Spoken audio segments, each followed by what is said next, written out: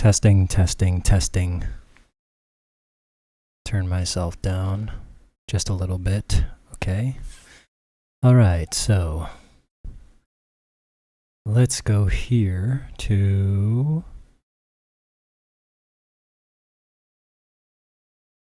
live. What the fuck? That's crazy, bro. I didn't even touch nothing.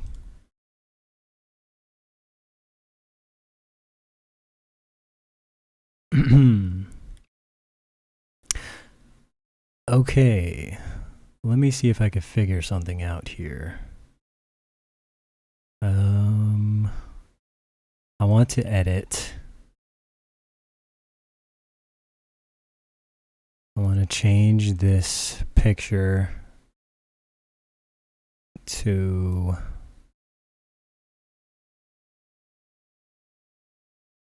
I think I wanted it to change to this one.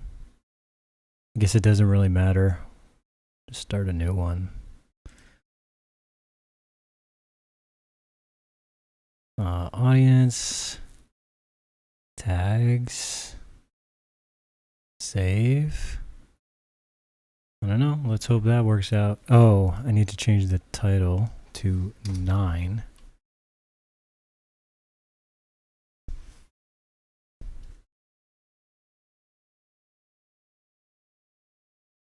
Animated lights.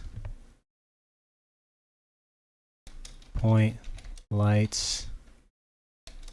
Projected textures. Save. Let me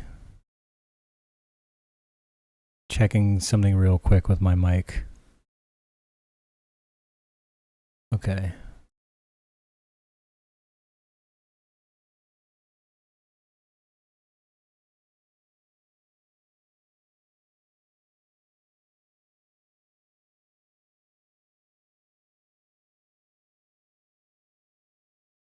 All right.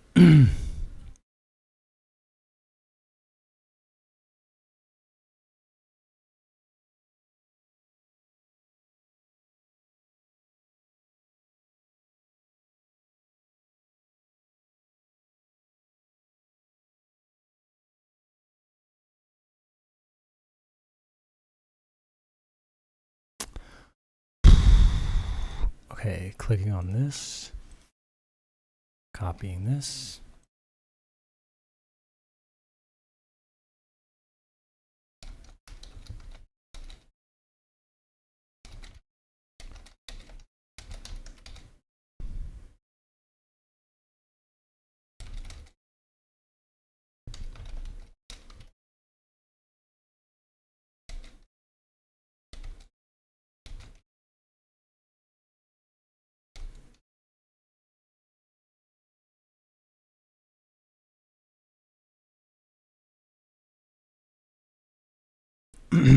All right, guys, give me 1 second here. Need to just mute this.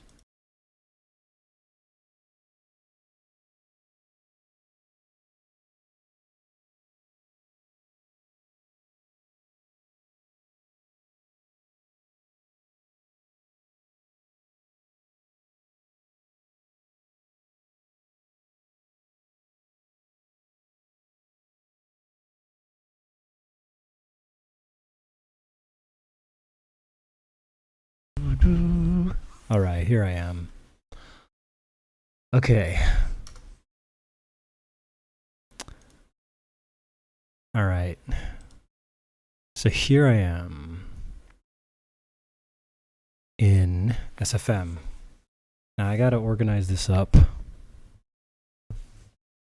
And I'm gonna organize this session somehow.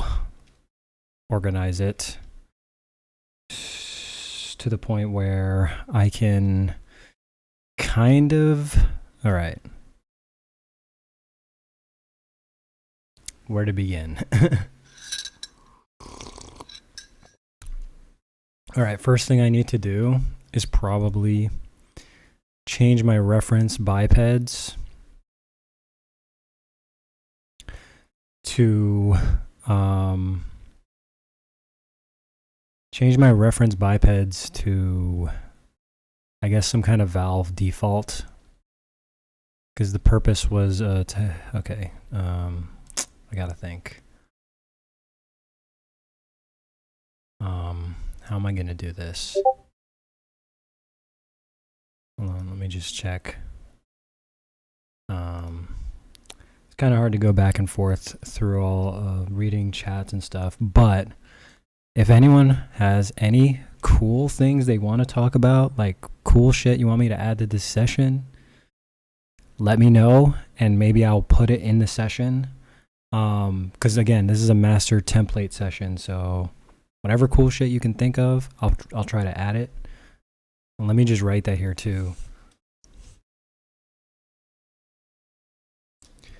If there is any cool shit you guys want me to add to this master template session, hop in the chat and let me know.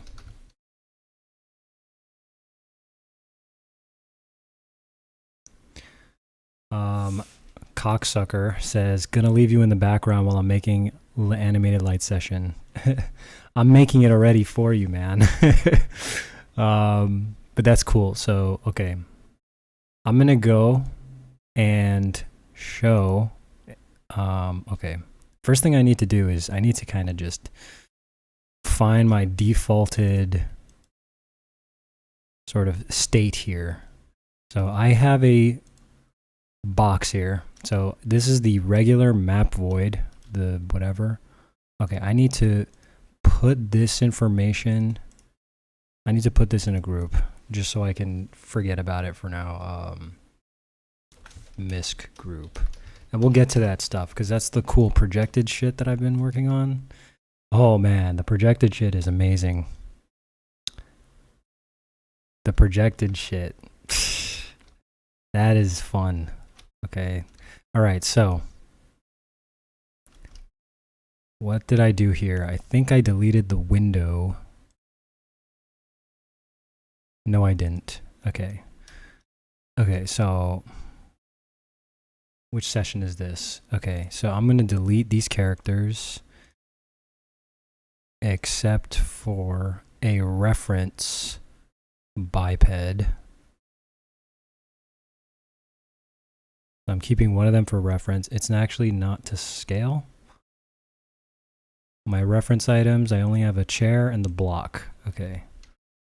The block, okay, so the reason for the block is for lighting purposes. Let's see, reference biped. And the chair is also a form of reference here. The chair is too big. No, the chair is the right size. The character is too small. So, I'm gonna put reference chair. Because just some common knowledge here is that chairs go right below the knee. So, like at the knee here, chairs, the way the thing on the chair, the seat sits right below the knee. So that's why you have a chair here as a reference to get your sizes correct, to scale correctly. Here I have my lights. So I'm going to turn this off. I'm going to turn off my point lights and turn on my animated lights here. And we're going to figure this out. We're going to figure out how this is going to work. Background light, what is this? Animated. Yeah, I deleted one of my lights and I don't know what I did with it. I don't remember what I did with it.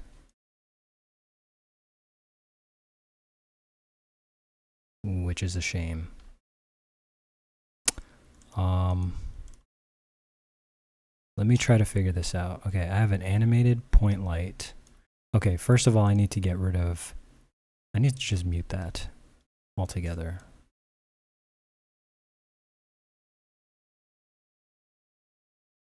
No negative light there. Okay, so I think what I need to do is this. Yes, okay. So this is the session with all these animated lights. Now I have a point light, an animated point light here.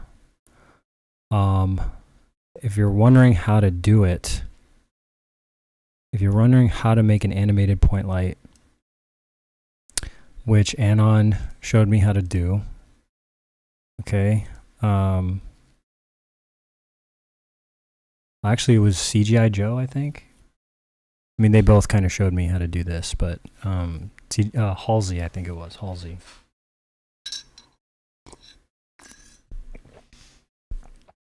Is you take some light. Let's see. Take a light. Fix the rotation to something like this. All zeros. Okay. Then I'm going to just I'm going to disable every light here so that you can see this. So you see the light is pointing in one direction. What you're going to do is you're going to take a selection here that is equivalent to a single frame. So change your time code to total frames so you could see how many frames you're doing here. You just need one frame. And what you want to do is you want to go and you want to rotate. Well, it's actually as simple as just rotating it like this and doing it twice.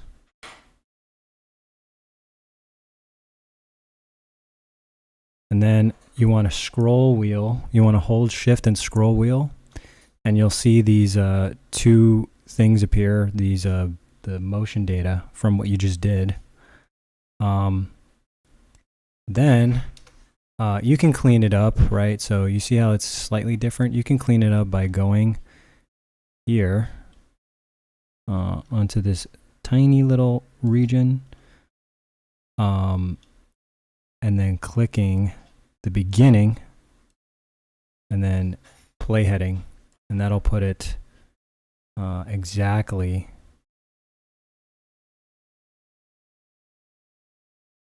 at the right spot. There you go. So that's how you make a animated point light. Or, you know, this one's spinning. So, so go back to your frames. You want to copy this. You want to paste it, right? And you're going to do this process over and over for however long your light's going to last. But if you switch on over to the clip editor here, and to your camera, let's get our camera in position. You can already see its effect taking place, but this is your animated point light. So it's actually not a point light just yet. It's I don't know what you would call that, I don't know, orbiting light, whatever. Fix your FOV of the light. Oh, whoops, wrong thing. So on light 3, you know, you just make that FOV a little bigger. 120, is that okay? 120 seems to be okay. Now here's the issue with this method, right? Is I don't know if you can see the floor.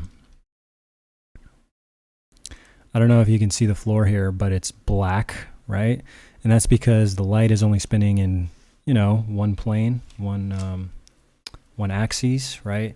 So in order to also get the full point light, right, to get the full thing, you have to spin it in the green direction, right? The Z axis, or whatever axis that is, the Y axis. So what you're gonna do, okay, is you're gonna do the same thing you just did, right? You're gonna do the same thing, but instead, you're going to, you know, turn it in the Y direction. So we're going to do this again, right? So you want to select your region, hit this thing, your region will go red, and you're going to spin it twice. I can't even see the thing. All right, so and then hold shift and scroll wheel up, and you'll see two little things here, and you'll see that it's going in that direction. I think that's the right direction. Trying to make sure. Maybe I didn't spin it right. Am I supposed to spin it? Oh, I'm supposed to spin the green one. I'm sorry. So let me do that again. All right, so you're supposed to spin the green, not the red, the green. The one that makes it go up and down. The perpendicular angle, so to speak. So grab that, 1, 2. Now, if you're wondering why 2, I have no fucking idea, right? I have no fucking clue why it's 2. It just works with 2, okay? So you're gonna do that. We're gonna do the same thing we did before, which is to take this little tiny region, and we're going to playhead the beginning region here, and that'll line it up all nice and neat. Turn on your frame snapping again. You're gonna copy this, all right, and then you're gonna paste. So this was the first one, right? This is the first one. Paste it here, right? The second frame. And now I'm gonna playhead the rest of this data. And so if you play this slowly, you should notice it's spinning in this direction once and this direction once. So now you're gonna take all this data, right? Turn on your frame snapping, take this data and smush it, right? Holding Alt and right click, smush it all into one frame, okay? And then copy paste it as long as you need the light for. And you will see that we now have a point light that is lit in all directions. It's beautiful, right? Let me just put over here. You can see it a little better from here. So yeah, that's a point light, animated point light. Okay, what's the problems with point lights, animated point lights? It ruins your motion blur. So it doesn't ruin it. It just kind of, it reduces your motion blur by half pretty much. But it's a little bit more complicated than that. It produces a kind of strobe. I have an animated light test on my YouTube channel for people who want to look at that shit. Let me just read chat here.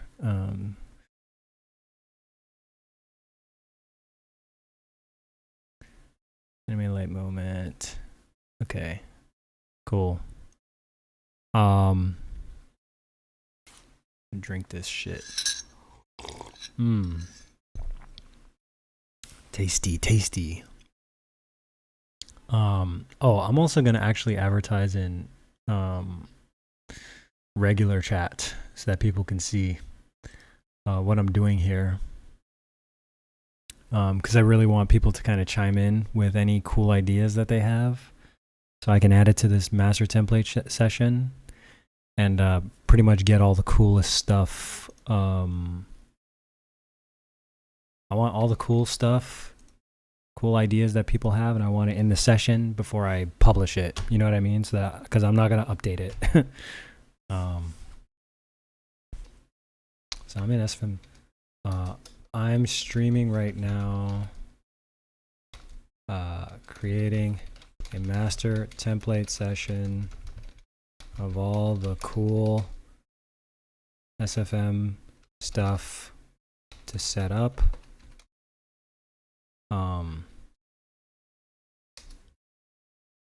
Like animated lights, non-animated point lights, and projected lights, lights and backgrounds. Come join and let me know what kind of cool stuff you guys want in the session before I share it. Okay. So just doing a little advertising. Again, I don't actually care about views or anything or clout or whatever. I don't give a shit. I just like ideas and talking about ideas and getting new ones and and, you know, building the SFM community. That's what I really like to do. All right, so that's how you make a point light. I guess I'll clip that information into a video for people to look up as a tutorial or whatever. That's how you make an animated point light. And this we shall mute for now because I have one already. This beautiful orange colored one. It is not organized at all. Okay, so first thing I want to do is I want to move this, and I want to extend this whole session into 60 seconds, just like the regular SFM session, like the default sessions. So I'm going to make it 60 seconds long. And as a consequence, delete this, save. As a consequence, I have to check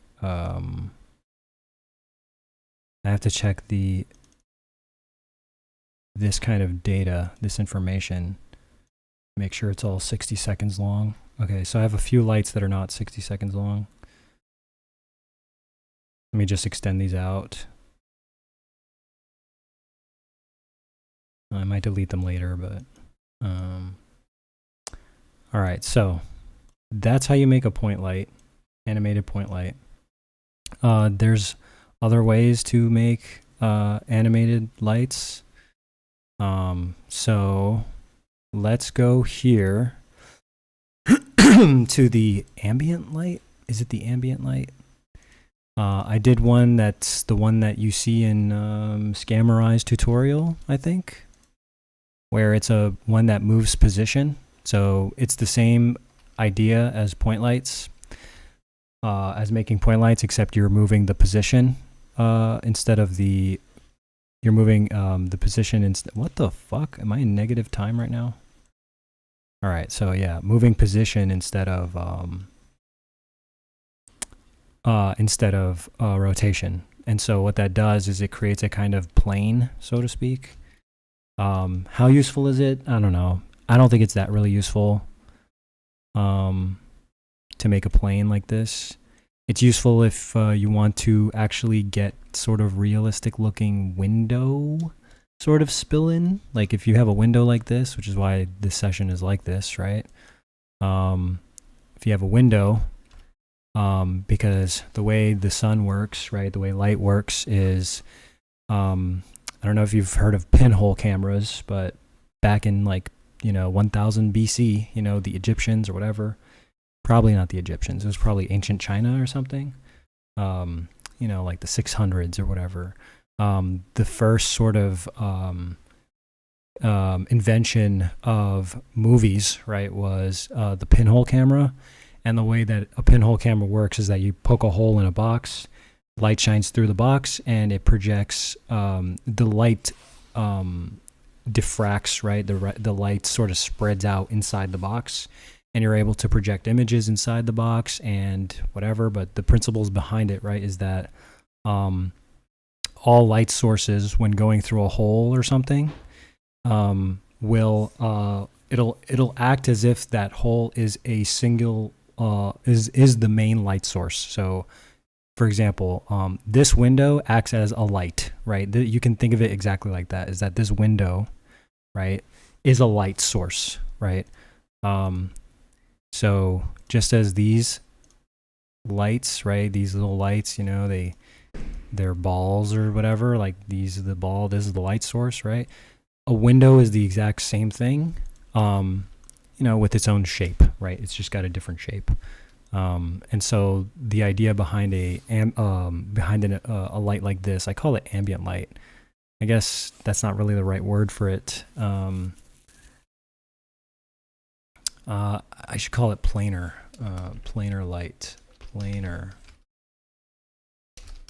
light. So that's what this planar light does, is it makes the light take the shape of a plane, and that'll allow the light to, say, like when the light is over here during this, during when it's doing this,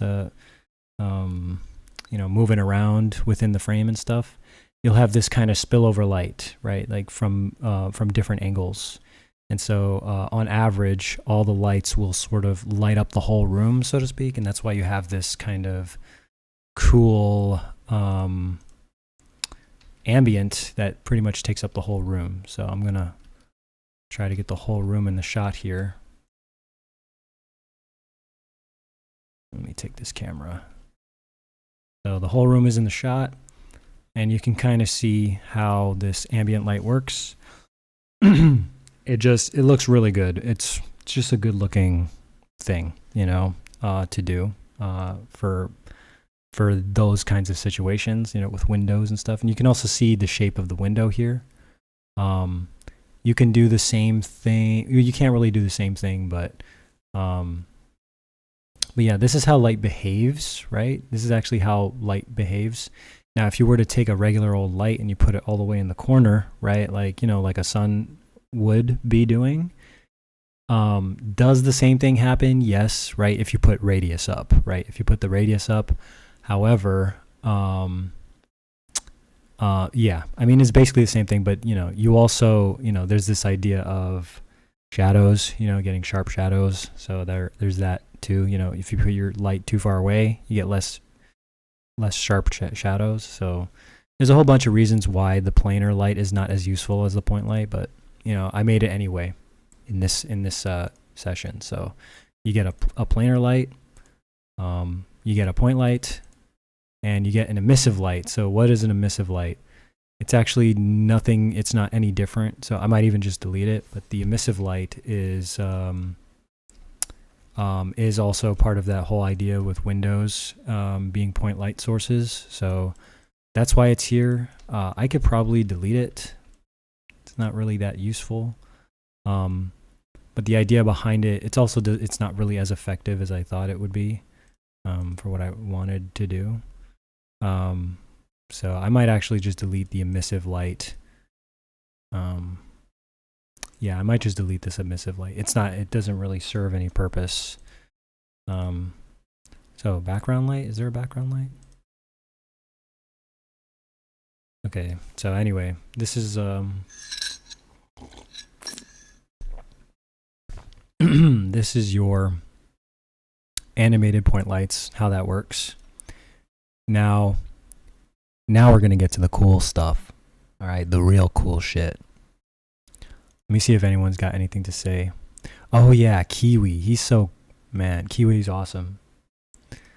I kind of can't wait to see what he's got in store. Non-animated point lights. All right, so you guys ready for non-animated point lights?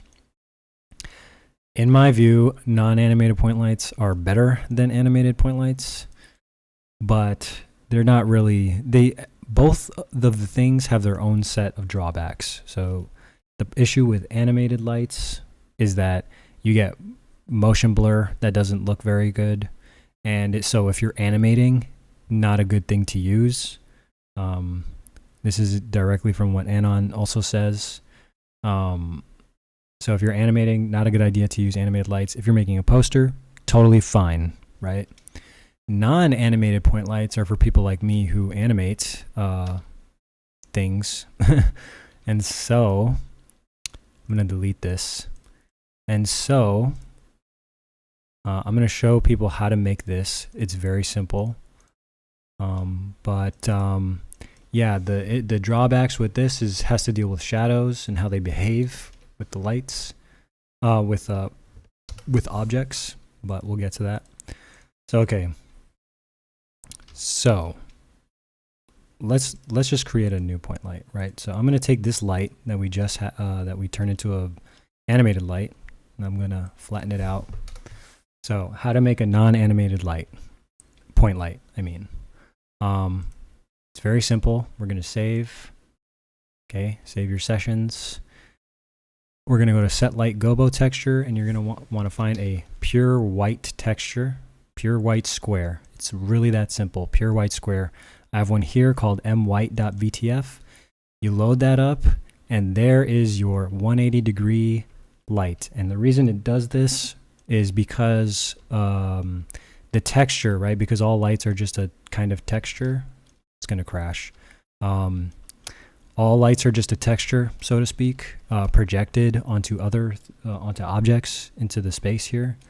And in the VTF, right, you know, the clamp option, clamp means that it doesn't tile out, right? It doesn't tile into infinity. And so the white square, what it's doing is, you know, if it was clamped, it would just be a white square, right? It would just be a white square instead of a thing, right? Instead of a circle or whatever. But because it's tiling to infinity, right, it's actually tiling the same white texture over and over again. And because there's no deviation in what the texture looks like, you actually can't tell that it's being tiled infinitely. So that's what's happening here. And that's what allows this light to actually stretch all the way to the edges of the map here. So if I were to up my max distance, I guess this is true for any light, but I would have just put up max distance and far Z. So you can see that it's affecting the whole entire map. You know what I mean? Like in 180 degrees, so to speak. So that's how that works. It's just tiling that white texture to infinity. So I'm gonna fix my max distance here. All right, so curious thing is that you can duplicate this light, right? You can duplicate it and you can reverse its angle 180. Okay, we're gonna move it right here. And already you can see some of the issues with the shadow, but we'll get to how to fix that, okay? But this is how you get a point light, okay? So, all right, so how to fix this shadow stuff is very simple. First what I'm doing is turning down some of the FOV. So, okay, first thing I should mention is that the way these shadows behave is based on the hitboxes of models. So don't ask me why that is. I have no fucking idea why. Eventually I feel like there's a solution, but basically if you have models with small hitboxes, then the light kind of just ignores it altogether. And so let me just try to test a few things. Okay, just want to make sure. Okay, so what I did is I remapped this to 180. I'm gonna remap these to 180 so that people can use it. Let me see, why is this happening actually? Oh, okay. So, all right. So anyway, my best advice when using point lights like this is you need to fiddle around with it sometimes, right? You need to fiddle around with it. One of the key things to take away is that is really the hitbox, the model hitboxes, and how they behave. You can sort of alter the angle of lights to get different sort of, you see how the model hitboxes are kind of just doing this sort of behavior here. You can actually rotate lights in such a way so that it's not so bad, so to speak. So anyway, this is a point light. The optimal sort of, okay, and also for example, with point lights is that on the periphery, right, because it's tiling to infinity, right, on the periphery of these lights, you're going to see errors in the shadow. So for example, looking at this, right, you see the shadow is like doing all this crazy stuff. As you move it across, you'll notice the shadows, you know, it looks like what's happening is the shadow texture is tiling to infinity also, right? So that's what's actually happening. And so the way to just fix that is again, just playing with the FOV and playing with the angles of the lights. So The smaller the hitboxes are that you're dealing with within your session, the more you have to push up this FOV, which means sacrificing model quality. If you have your light close by, right? Like if your light is far away, well, not far away, but if it's not like within the room, so to speak, like if your light is here, right? I mean, it doesn't have to be a point light at this point, but basically you can get away with smaller and smaller FOVs, right? Until, you know, till right here, right there. So like at that point, that's where it becomes, oh, I think it's this. Okay. So right here, that's when it becomes sort of, where all the shadows are properly inside here. So let me just turn this up. So there you can see those are still pretty sharp shadows. So that's why I like using these. You can get really, really, really sharp shadows, but also keep the 180 degree sort of field. Well, you get the whole, you know, idea of point lights. So place your point lights in certain ways. You can angle them, and as you angle them, you'll notice, of course, that how it interacts with your model's hitboxes. That's how you would play around with the shit. You know, play around with it, figure it out. When you get in the right position, you can get very, very, very, very clean shadows, beautiful shadows, and that's why I'm including them in this session, because I use them now over animated lights, especially if you're animating instead of doing posters. So I'm going to enable this one. Let me see where this one's located.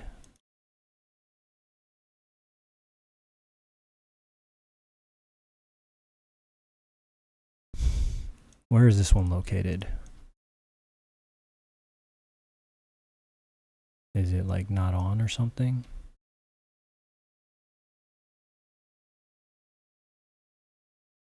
Where is this shit? Okay, I got it.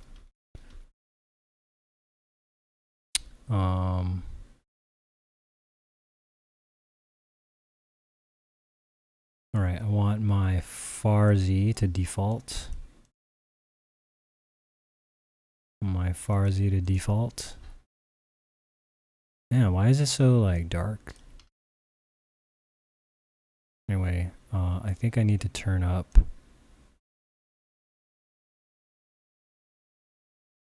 Ooh, it looks so cool. All right. Oh, and when you edit your things, you need to just edit both lights to be the same. I'm going to do that. All right. I'm going to move. Let me move it around real quick. All right. So I don't think that's the perfect position, but there you go. That's your point light. I'm going to leave it in this 90-degree position, I think. It's not 90 degrees, so I'm going to make it 90 degrees.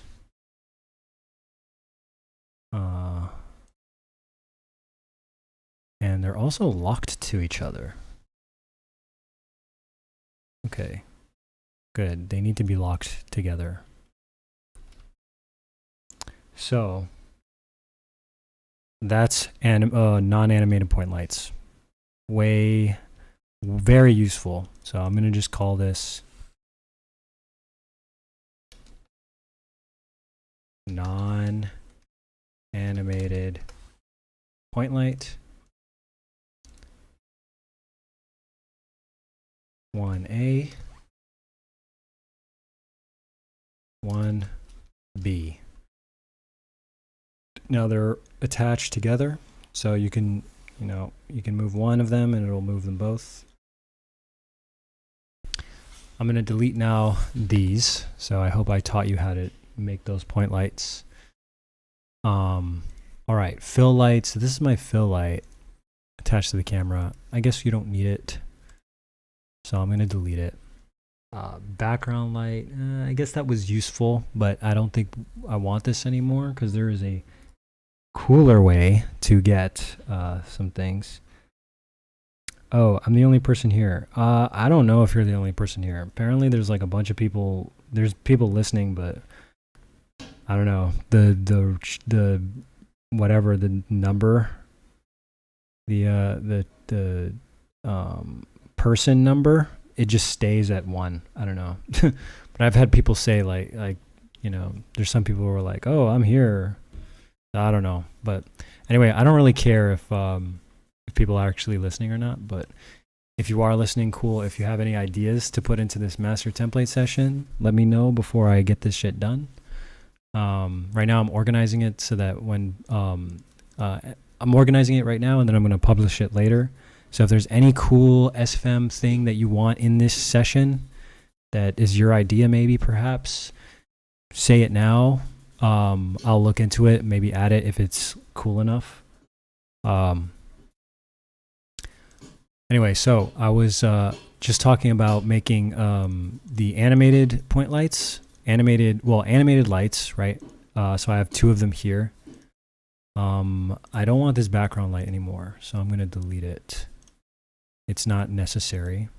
I was also talking about non-animated point lights. So as you can see here, this is a non-animated point light. It's got a little, it's just a really good tool. So use it if you can use it.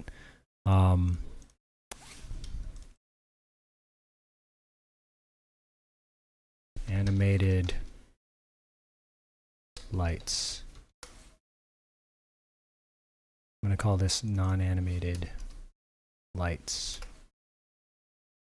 And then I'm going to subgroup this and call it point light. I should make one called sunlight, but that's not necessary. People can probably just understand and learn it. Okay, so the background. Okay, so this is now, so I'm doing 3 things, which was the animated lights, non-animated point lights, and now the cool thing, right? The really cool thing is projected lights. Projected lights are probably the coolest fucking thing in SFM. On some real shit. Like, I think people completely underestimate how powerful that tool is. And now I hope I didn't delete it, but I should have it somewhere.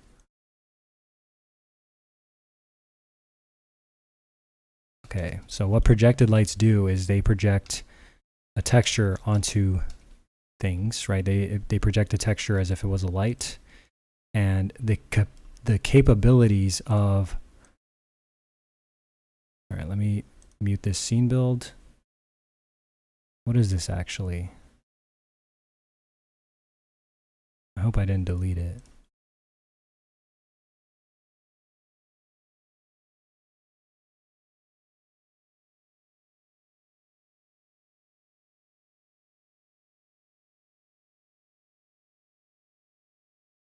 Did I delete it?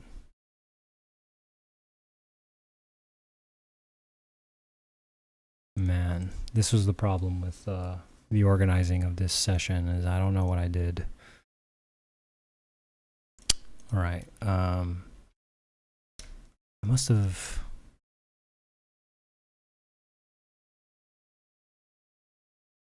Did I delete it? I hope not. I mean, I have another session of it, but you know, I kind of wanted to keep that in this session.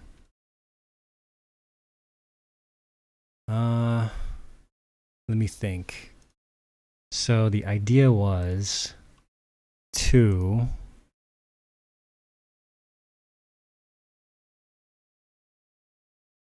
Oh, okay. So there's a light. All right. So in misc here.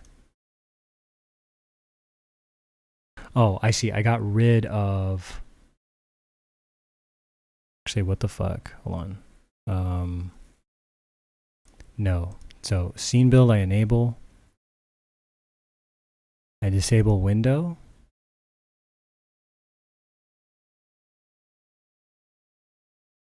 I'm so confused. I don't know what I did. And I went to clean this up. why there's this big black fucking thing here. Like, that's the floor. So, where's the camera? Did I move the camera like an idiot? Oh my god, I needed that camera. If I move the camera like an idiot, then I'm stupid. There's no way I moved this fucking camera. God, there's no way that I did that. If I did that, I'm fucking mad.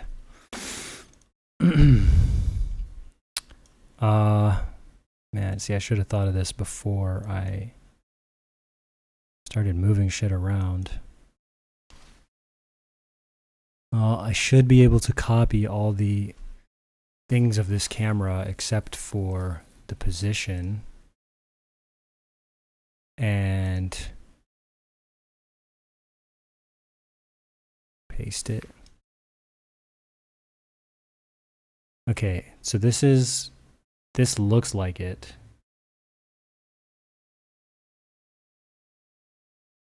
But not really. This black part is not supposed to be here. I did have a light. So, okay. So this is my shadow light. So I'm going to name this shadow light.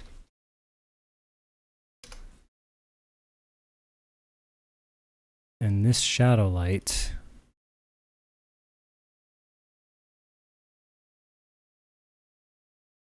light 1 is a projected texture. Light 2 is the projected texture. So projected light. So the way projected lights work, so it's actually not really something as simple as, you know, it's not like, it is simple to implement, but you do need like a little bit of knowledge on how to use it.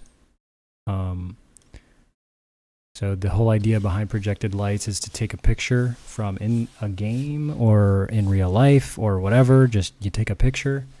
And the idea is that you can simulate basically any environment inside of SFM if you project it the right way. So the idea is, it actually comes from a physics idea. I study physics in my boredom time. So I don't know if people heard of the holographic principle. I don't know if people heard of that.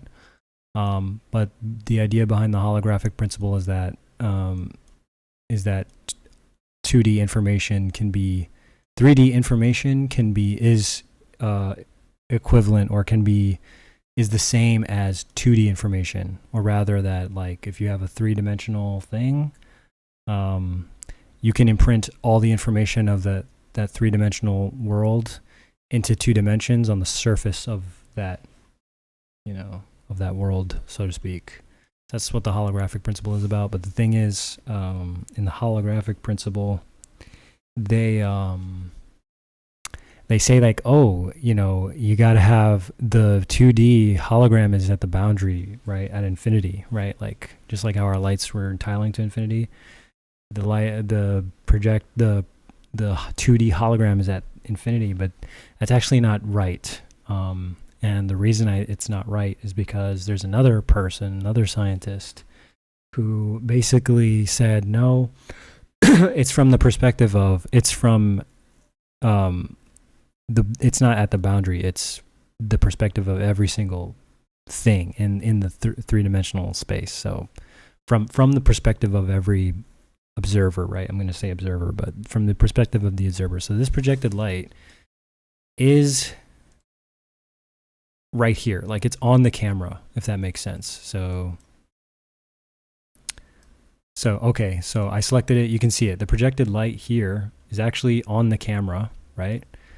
You know, there's many ways you could project this light. You could put it like up here, aim it down, aim it downwards or whatever. Like if you were to do it this way, right, by putting it just, you know, anywhere, right, you actually need a bunch of information that is just, it's a translation that you need, and it's like impossible. It's impossible to know all that stuff. And that's why in the holographic principle, they talk about string theory and all this other shit, all this crazy calculations that you need to figure out the translation. And it's like, you know, that's only because they treat it as if it's at the boundary, right? The infinitely far away boundary. But when it's here, when it's from the perspective of the quote observer, right? That's all you need to do is you just put it on the viewport. That's the observer, right? The observer, the camera, that's the view. So long as the camera matches the angle, right? Matches the angle of the thing of the image that you took. So right now I'm trying to figure something out here because I fucked up my camera angle. So that's what I did. I fucked up my camera angle. I cannot figure out for the life of me what I did wrong.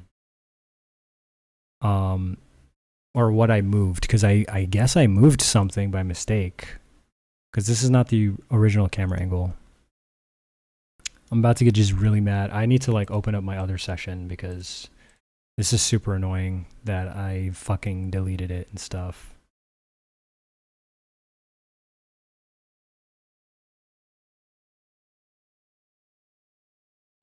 I'm fucking mad. And now I gotta figure out a way to import this. I gotta figure out how to get this now into that master template session. Anyway, I don't know if you guys can see this, but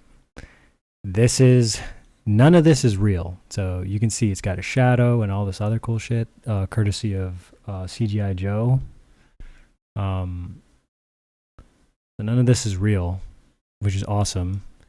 It's all just a picture. So if I were to zoom out, you can see it's all just a texture. Elaborately, it's not even that elaborate. It's a projected texture from the perspective of the camera, right? So long as you know what the camera angle is of the picture that you took, and and you match it up with the camera angle and FOV of this of your camera inside SFM, you're able to perfectly replicate an environment, right? Because again, that's the whole point behind that holographic principle, is if you know what the translation is, you know, it's almost as if you're seeing the 3D world from somebody else's perspective, right? Where that somebody else is the camera view, right? So and the in-game, you know, image from Cyberpunk. So that's why it looks realistic. And Anon's working on, so right now these shadows, they utilize negative lights to cancel out this sort of annoying the lights from within SFM. So a negative light cancels out the light from the regular lights and creates a shadow on the ground. But there's a couple issues with negative lights. They're ugly, and me and Anon were talking about this yesterday. So Anon has a interesting workflow that uses a different method that doesn't use subtractive negative lights, right? It uses additive, not additive. Well, I guess it is additive, but it's a different method for keying out that light, that annoying light, and getting this. So the issue is I'm not sure how it, because he has his own sort of, he doesn't have this session, so he doesn't know what I'm exactly testing. So that method of his might not work for me, but I'm hoping that we can find an alternative to negative lights. But for now, negative lights will have to do until I test that method and see how it interacts with projected lights. So just to sort of flex on what these projected lights is doing, right? So as you can tell, it's just an image, right? Fake floor. I can make it brighter, right? I can increase the FOV, which increases the size, right? Because it's attached to the camera. You know what I mean? It's again, it's just this is an image from another game, right? And so, what else can I change about it? Oh, one thing to note is that when you're messing with these with these kinds of projected lights, if you want to do this method of just imprinting any game into SFM, you have to mess with these min-max distances, because otherwise, right, the projected light is also projecting onto the characters, right? And it does so in such a way where, you know, it's an exact sort of replica, an exact, almost as if they're like perfectly blending into the image. So that's what projection ends up doing. So you just up this, and in order to also project, you need a model hitbox that is big, so that that min distance hits the hitbox of the thing, right? Which will allow it to project onto the entire model, right? Because it's about model hitboxes. And now I have two of them, and it doesn't really, like, the way the models are angled doesn't matter. You know what I mean? So, for example, it does matter in a sense, but not really. So, for example, I could move this. I can move this texture to a certain angle, like this, and you can see it still looks exactly the same, right? It looks exactly the same still. So I can. There is no, like, it doesn't matter what the hell's going on with the angle, right? And that's the beauty of it, is all it needs is just a surface, and it's almost like it adheres to the surfaces. Again, like that might sound a little confusing, but the only reason it sounds confusing is because the reason it works is based on some physics and some math. But that's why it works this way. So now let's see, how do I get this into my other session? Someone told me, I think it was Scamurai, how to import a shot into another session. I need to figure out how to do that, so I might need to go and look that up. It would be in my history.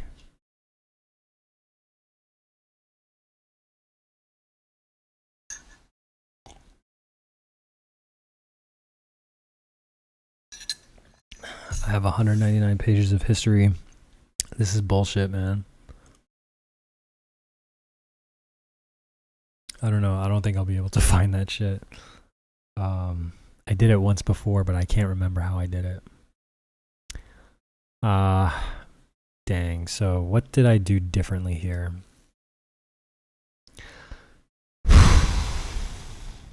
So I'm about to just get a pen and paper and fucking write this shit down.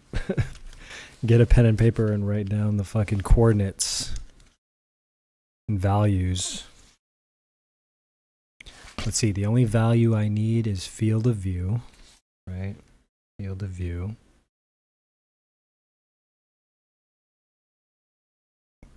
Position.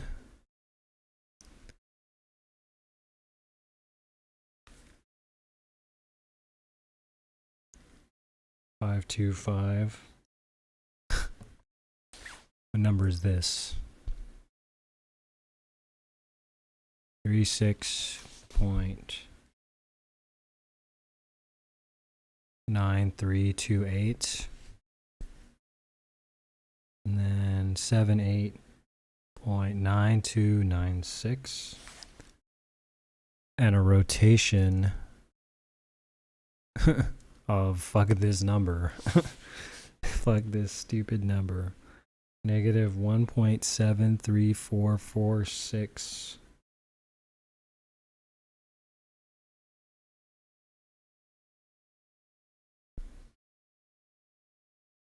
Oh my god, the number changed. It's because it's a decimal fucking number.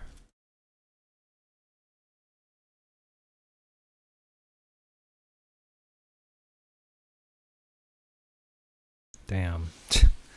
I hope it doesn't fucking change again. Negative 1.51832.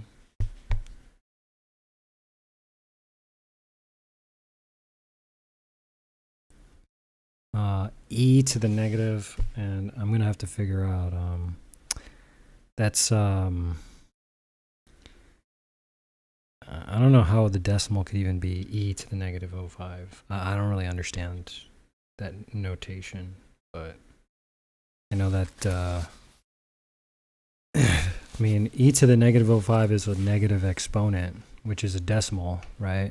It's a bigger decimal, but what is it referring to? 1.00000051832? Pretty sure that's what that means. I mean, I'm probably just gonna not even care about the decimal like that. 0.937977. Is that right? Oops. 154.173. Okay. Tone map scale, aperture. Okay, so I think that's all I need. And then there was like some issue with like the model.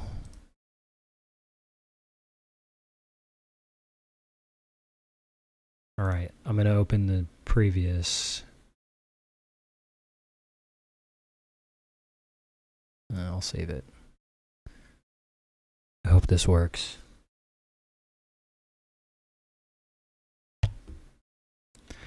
All right. I bet you any money that this is still correct.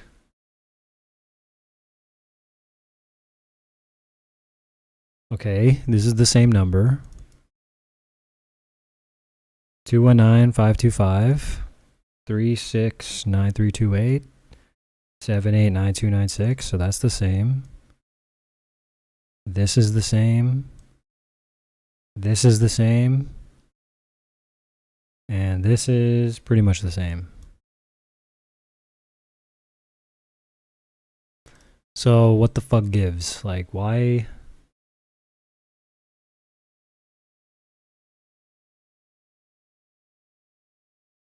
Okay, I think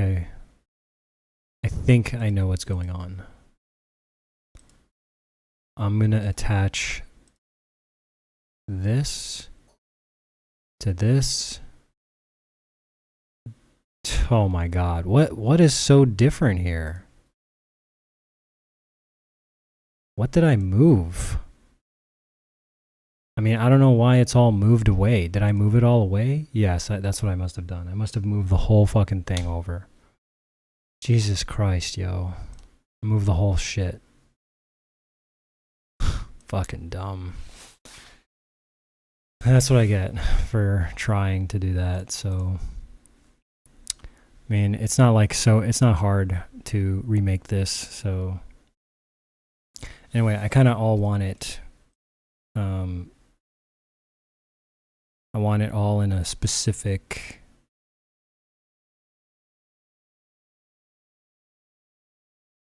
I want it in a specific angle relative to things. So, okay, miss group. I'm going to take this main camera. I'm going to put that up here.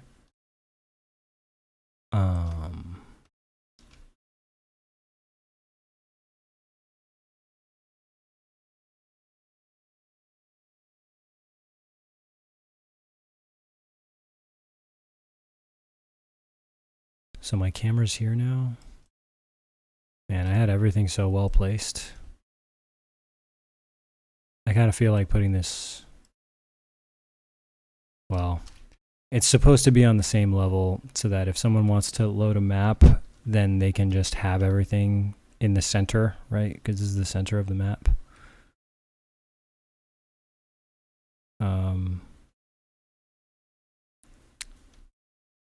I also do want this pointing in a 90-degree orientation, but anyway, anyway, the broken wall, the floor is in 90 degrees. So I'm going to make this also 90 degrees. No. 180. 0. And then I'm just going to make it bigger so that, just so that it's bigger. It doesn't really matter, but I'm going to make it bigger. Just for consistency purposes. And then, well, now I got to move the whole thing. Got to move everything. That it's like this, I guess. I don't know. Did I have it? I had the floor. The floor was aligned with some other objects.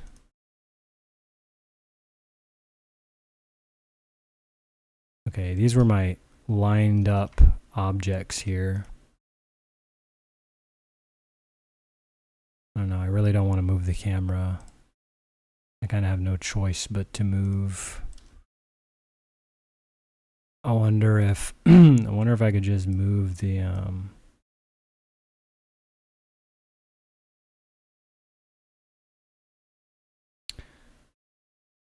all right, I need a secondary viewport. That's what I need. And I need to be able to move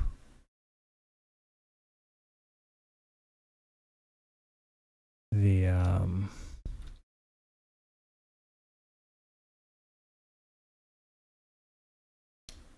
need to be able to move this whole shit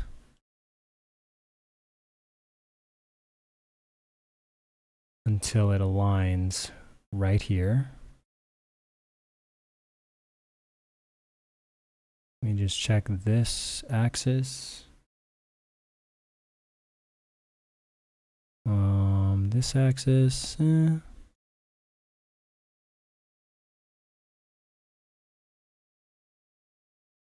just lining it up. There we go. So now so I have some markers here that line up the shot with the elements of SFM. And so now when I put a reference character here, and now I also have to just put in the animated light, light thing. Here's my reference character. I'm gonna put it right here or something. All right, and now we just need a shadow light to be copied, reversed.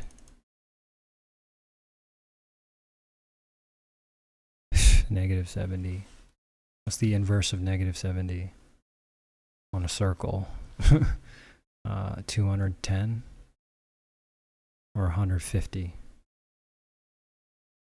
160.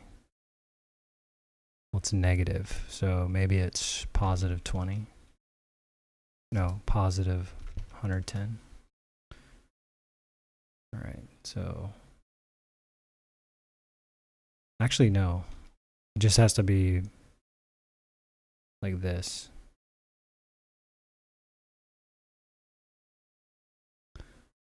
Uh, 6.3 to 6.2, 6.25. Yeah, this is the issue with negative lights.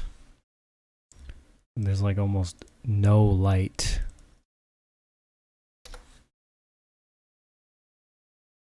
All right, so we got a little bit of lights. Let's turn off these tables. Floor vents. All right, so where's the shadow?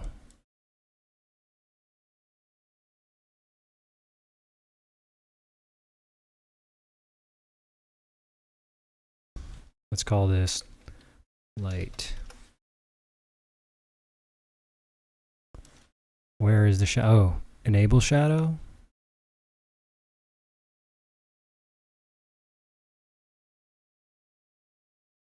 Okay, so there's my shadow.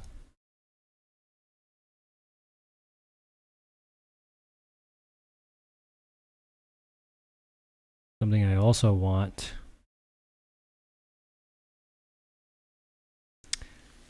is I'm looking at the edge of this thing. I'm looking at the edge of the background element here. Okay, so it does matter. Actually, it doesn't matter. Well,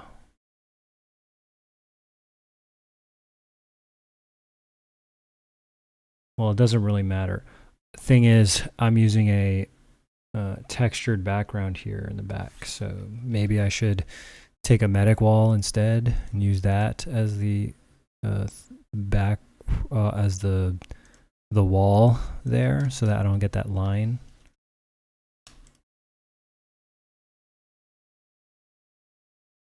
So I'm gonna flip this up.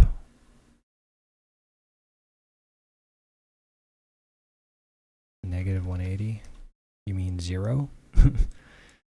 Negative 180 is 0. 90. 0. Okay. So now we can push this back. Huh. Why is it doing that? Is it like tilted? Come on, bro. Stop fucking with me. All right, so boom. And let's enable the lights. All right, so now we have a different color, but the texture is the same. I actually do like the texture of those walls because they add a little bit of noise. I don't know why, but I think it's because of ambient occlusion or something. I guess if you feel like you want some noise, you add some ambient occlusion to it. I don't know. Maybe it doesn't even matter. So let's see.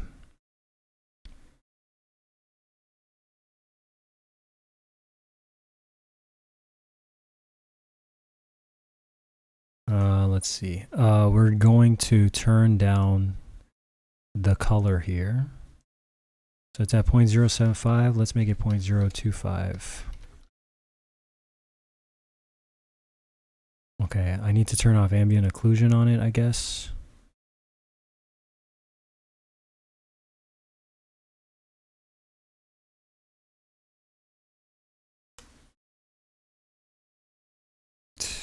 Still there. I guess it's on this one then. Stop fucking with me. Float. Oh. Yeah, float, right? Ambient. Shouldn't be a float, it should be a boolean. Guess it doesn't really matter.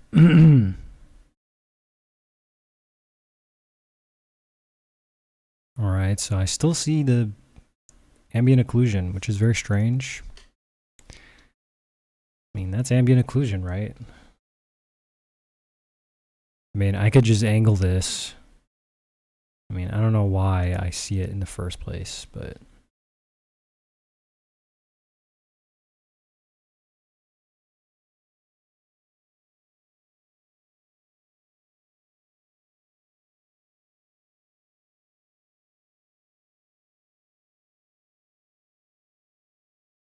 I wonder why it's doing that. Why it didn't do it on this particular material. Oops. When this material is angled a certain way, it doesn't do it. I mean, I guess it kind of, I don't know, it's weird. Anyway, this is a very new recent development, so I don't know all the things that could go wrong. What I do know is, anyway, so now I have to figure out how to organize this stuff. So this is, yeah, look at the difference with this texture. You know, you get this nice fuzz over this medic wall. But the problem is you get this like black line here in the back, which is very annoying. Not really sure how to get rid of that black line. I mean, it's very faint, but it's visible. Again, all these issues having to deal with these projected lights are all related to they're all related to the materials of the models themselves and not the actual light. I just need to find materials that don't interfere with the process, because the process itself works. It's just the materials keep interfering. So you can see this is with no floor, right? I mean, it's perfect. It looks perfect. But because we need a floor, right? You need a floor. Kind of get this sort of discontinuous sort of thing going on, because the materials are reflecting light and stuff like that. So that's why I was asking Kiwi for for something that doesn't affect that can get rid of reflection instead of adding it. So that's the irony there. Anyway, so is this okay? So this is the projected light thing. So I'm going to put light. Okay, so projected light background. Light, shadow light.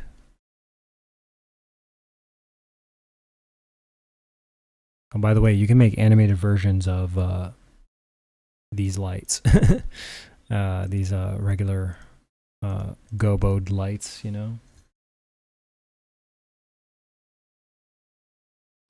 Doesn't matter, you're still gonna get less motion blur. So okay, I'm gonna group these.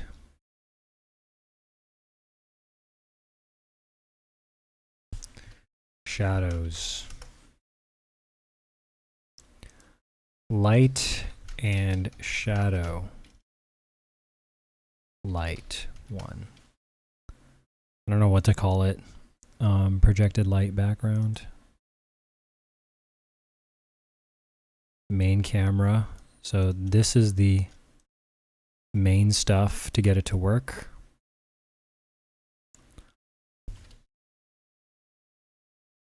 Just going to call it projection. You have the main camera.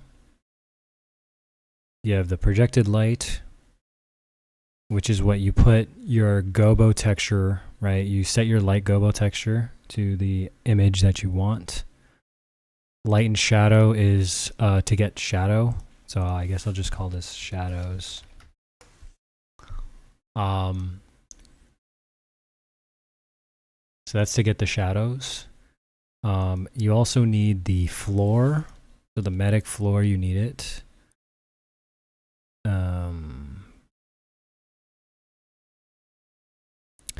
And you need this back panel.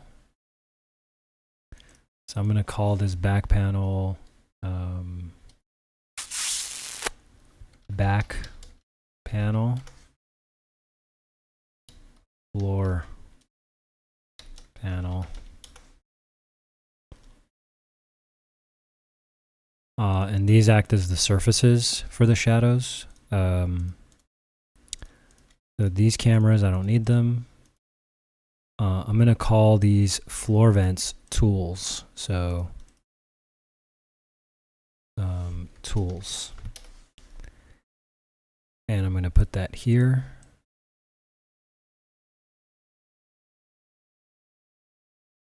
Reference biped. So I need to replace that model. Medic broken wall. Okay, I can delete this, I think.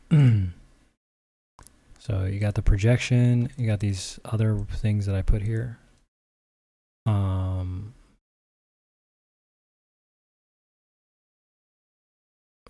Projection.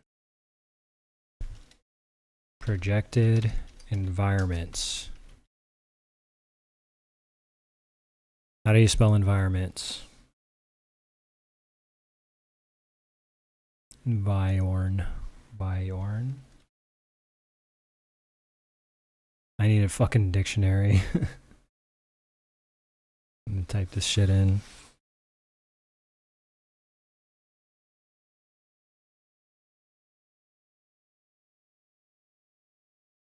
ENV I R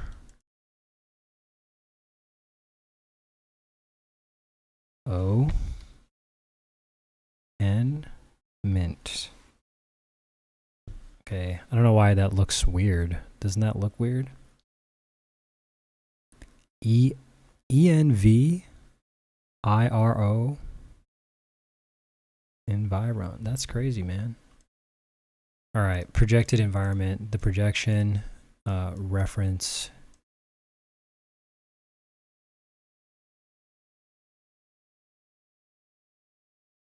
I feel like this would be really cool if I had like a way to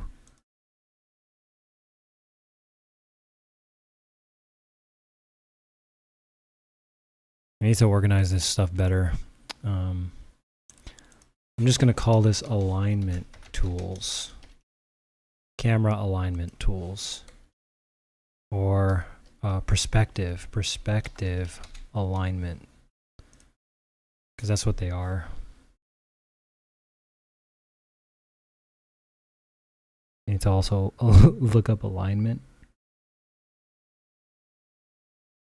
Yeah, I knew that's right. Alignment. Okay. Perspective alignment tools. Floor panel. Let's call this surfaces.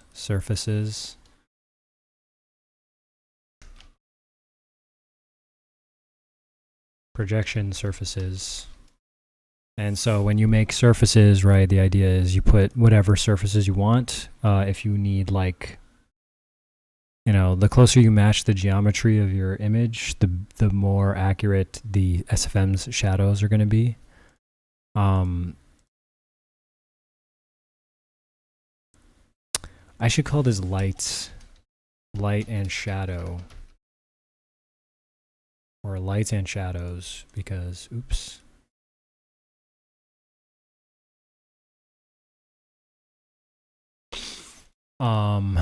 I should make this a point light, but I'm not going to.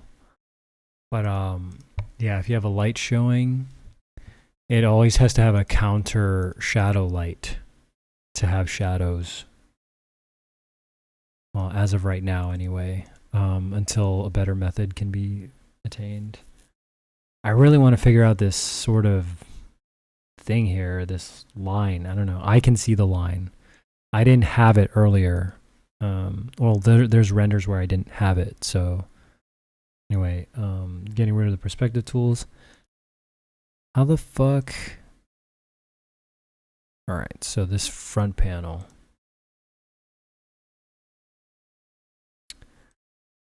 How can I get rid of this? I feel like if I extended this out,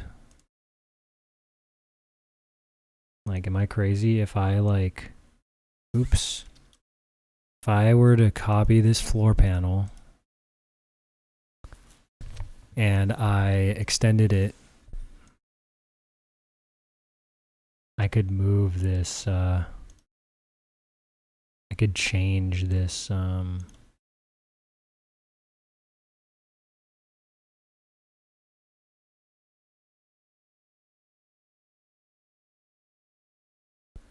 no. No, is that a stupid idea?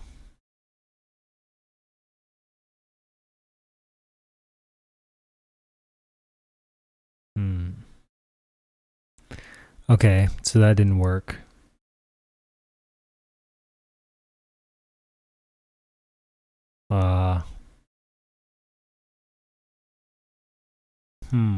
Floor panel.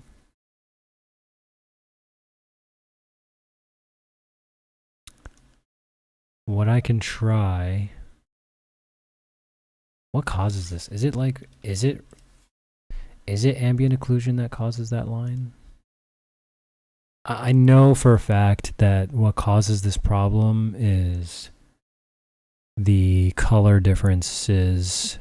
Well, it's when light, it's just the light and how it hits different surfaces at certain angles. and I'm not sure how to turn that off, but it's a material thing. Like all I need is I need just a certain kind of material, a material that doesn't behave to lights. That's all I really need to solve my problems, I believe. Because if I can solve that problem, then this shadow light here, right? Like if I could change the material of this floor to not be affected by lights, but to have projected shadows on it, then I could create a light. It wouldn't absorb light and it would just project the shadow, you know, and then boom, you know, you figured it out, right? By just finding a material, and that's a SFM related solution to that issue, rather than going Anon's current route, which is in post. But I don't know just yet how to do that. I have to kind of figure out something. I have to figure out a solution to that. So for now, we have negative lights. So this shadow light, regular light. Right now, I was dealing with this floor panel. So I want to go to the floor panel here. Let me turn on ambient occlusion, see what it looks like.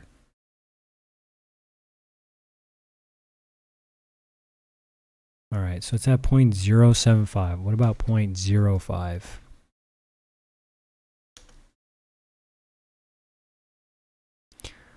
Okay, that's dark. About 0.065.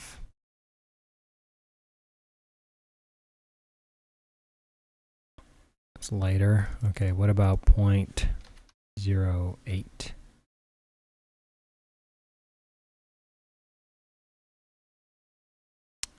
Okay, that's better.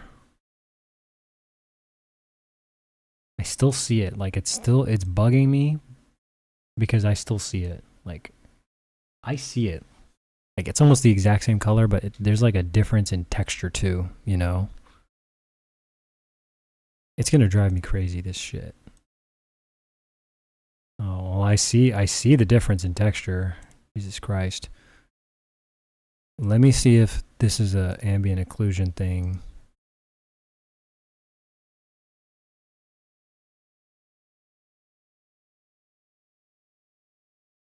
Oh, well, it's a different texture because it's a... Okay, float. Let's just try this. Ambient occlusion. They also have different like reflectivity parameters.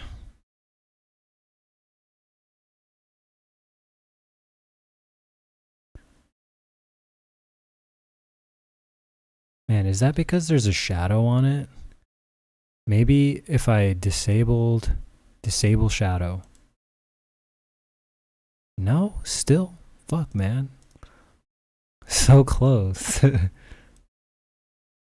I don't know why.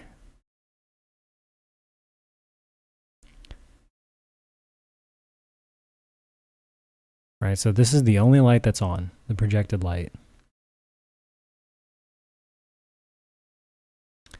And at certain angles, right, you get this black dottedness that happens, which doesn't seem to be disable shadow. It doesn't seem to be have to deal with shadows. It seems to be related to, I think it's related to the actual models and their materials. And I said that already. I said that already, but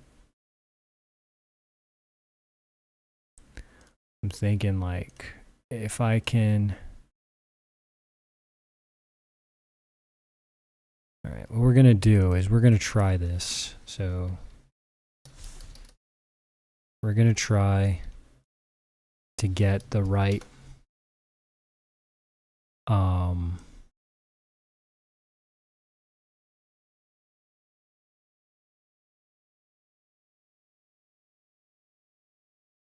back panel.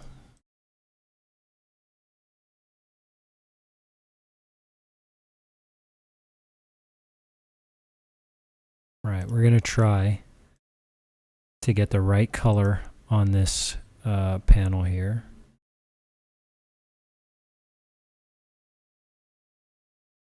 Okay, so 0.08. Let me just double check this. 0.08. So it's too bright, so 0.05. Let's try that. All right, too bright, 0.025. Feel like I did this already. It's too dark, so 0.03. I mean, I still see that fucking line, but I don't see the black dots anymore. So 0.028.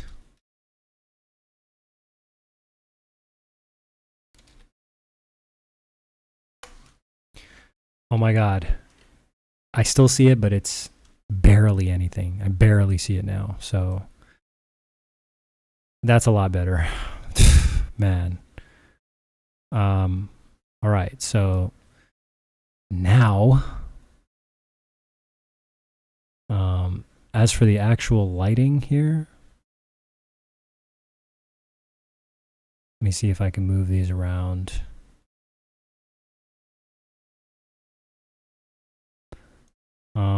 Lighting is a bit dark, but again, that's just a consequence of having this current setup. That's also one reason I didn't want to release this right now, is because I'm still kind of working on this. But I guess if I'm releasing it, people will maybe mess around and figure out a solution. But anyway, I'm going to get a different reference model now. So let me name this to, so this is the back panel. I'm going to delete the back panel, rename this to back panel. I'm going to check chat in a moment to see if anyone has any ideas that they want to add to this master template session, because I'm almost done. Reference biped.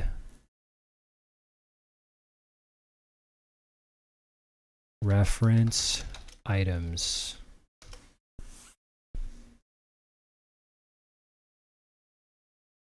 All right, so what is this light? Okay, that's that's a square.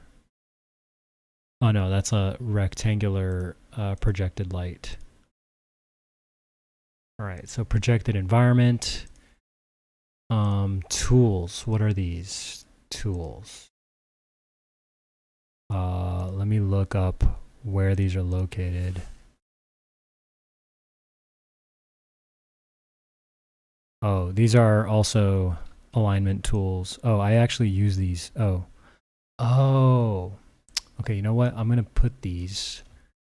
I'm going to try to utilize them. So, because they're part of how to use, of how to do this stuff.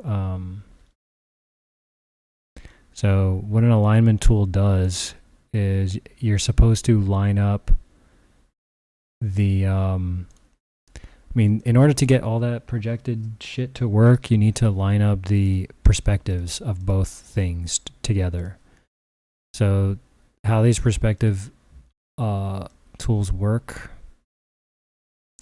I'm going to call this one horizon line. Horizon point. That's probably a better name for it. Parallel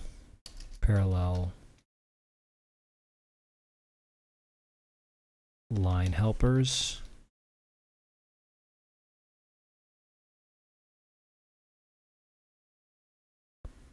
Parallel line helpers, yeah.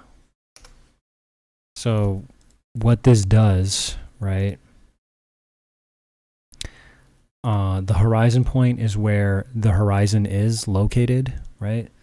So even though this is just an estimate, but basically you want your horizon point of the image to match the horizon point of your camera. So here, that's where it aligns. And the second thing you need is the parallel line helpers, which is for adjusting the FOV of your camera. So you want the FOVs to be the same. The horizon line, right, it'll help you orient where the image should be with respect to the screen. And the parallel line helpers help you adjust the FOV of the thing, so that you can adjust your camera's FOV and the position and rotation of your camera. And those are the only three things you need to know in order to make everything align. Then everything will be to scale, so to speak, right? Everything is to scale 1-to-1 with the image that you have in your video game that you want to, or real life, whatever it is, the thing that you want to have an image of. Knowing the FOV will help you, right? And knowing, and if you do the horizon line, right, the best way to figure out where it is, right, like where's the horizon point in your image, you want to make your image full screen, right? Like, let's just say I want to find the horizon point of, well, this is actually a real life example of, well, let me just, so, okay, here's a picture of Cyberpunk, right? And I want to ask myself, where's the horizon point in this image? And the way you know is that where parallel lines, where the parallel lines sort of, where things become parallel, right? So, for example, looking down at the ground, right? It's not parallel to your eye line, right? To the camera's eye line. But as you go, say, closer to like these lights over here, this little spigot thing on this telephone pole, this over here is a flat line, right? That means it's parallel to your eye line when things are flat to your eye line. So this is the horizon line, approximately here, right? Now vertically, where's your horizon line? That's actually a harder question for this particular image, but you can look at, basically you're looking at the inverse of what we were just talking about. So like, you see how these things, right? This has a, if you were to draw an imaginary line, right? It's actually leading to a point, right? And same with this, it's leading to some point. And what you do, right, is you can actually take a flat plane, and all flat planes basically lead to the horizon point. So if you were to take if you were to look at, say, something like this floor here, well, it needs to be flat. So if you were to take this line and you were to make it if you were to make it parallel, right, and you took one of these lines and you were to have it be drawn, they all lead to a horizon point, which is going to probably be somewhere right here. So the horizon point is probably somewhere over here, somewhere. Yeah, probably this guy's head. But that's where the horizon point would be. Now you can do that in the game, or you can actually do that here in SFM. So here in SFM, all you do is you turn your camera, whichever perspective, and then so for example, like you see the two bars, right? So up and down, left and right. As you rotate your camera, right, you'll see that your horizon point here, right, which is where the two cross, that's always where your horizon point is going to be when you rotate your camera. Get what I mean?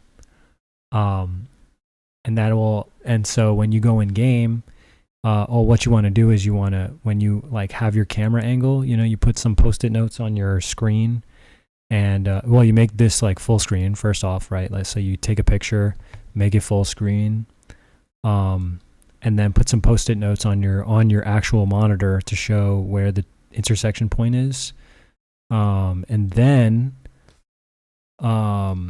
you go in game, and then that's where, and then you just line up your horizon with the point on your screen that you put on your monitor, so you can do that. Now what happens when you move your camera in physical space like this? Your horizon point changes. So if I were right here, it means I have to change my horizon point. So I have to move this until it becomes parallel to my eye line, and I have to move this till it becomes parallel with my eye line. So right there is a horizon point. Let's just say I moved my camera like this, and you're asking, all right, where's the horizon point? And you move your thing and the horizon point is above the camera. That's where, you know, it gets more difficult, because you no longer have a reference to a horizon. You know what I mean? There is still a horizon point. It's just not on the screen. You get what I'm saying? Because your camera is angled too far down to have a parallel horizon point with the world, so to speak. Parallel line helpers, right? So, I mean, just explaining this is just really crazy. Let me disable these. So these parallel line helpers are meant to help you locate parallel lines, so that when you fix the FOV of your camera, right? Like if I were to change the FOV on this and rotated it, then you can see like the picture no longer makes sense, right? Like the picture no longer, like if I were to rotate, like you see it no longer makes sense. You see what I'm saying? Because the FOV is changed. It's not the same as the camera from the inside the game. However, if I were to not change my FOV and I just zoomed in and then rotated, oops. I actually have to disable this. So that's what I did wrong. Oopsie. So if I were to zoom in, oh really? Did it just redo? Man, this undo button is sometimes really crazy. Okay. I want my... Bruh. Rejected. What is it called? I need this one disabled. I don't know if anything I said was actually correct, because now I don't really know anymore. But if I go like this, so again, world stays the same. Okay, so it's hard to explain. So what I said was incorrect. So forget everything I just said in the past 15 minutes. It's hard to explain what the parallel line helpers are meant to do, but you need them. You'll discover why when it has to do with the FOV of the camera and the position, right? It's actually a combination of both, right? Basically, I mean, the short of it is that you need your camera to be the same as the camera in the video game. So if I were to move this like this, like if I moved this and then change the angle, right? And maybe I also have this FOV or something, then you can imagine that if I tried to find the FOV of the camera, like the idea would be to line up, say, you know, this line with this line in the corner. I don't know if you can see this line right here. And then you also see this line. You want the two things to be parallel to the SFM world. So otherwise, it's not going to be exact. And so when characters move, you'll notice the difference in scale and stuff. So you need these parallel line helpers to identify, basically, you want to have parallel objects in your scene, perpendicular objects in your scene.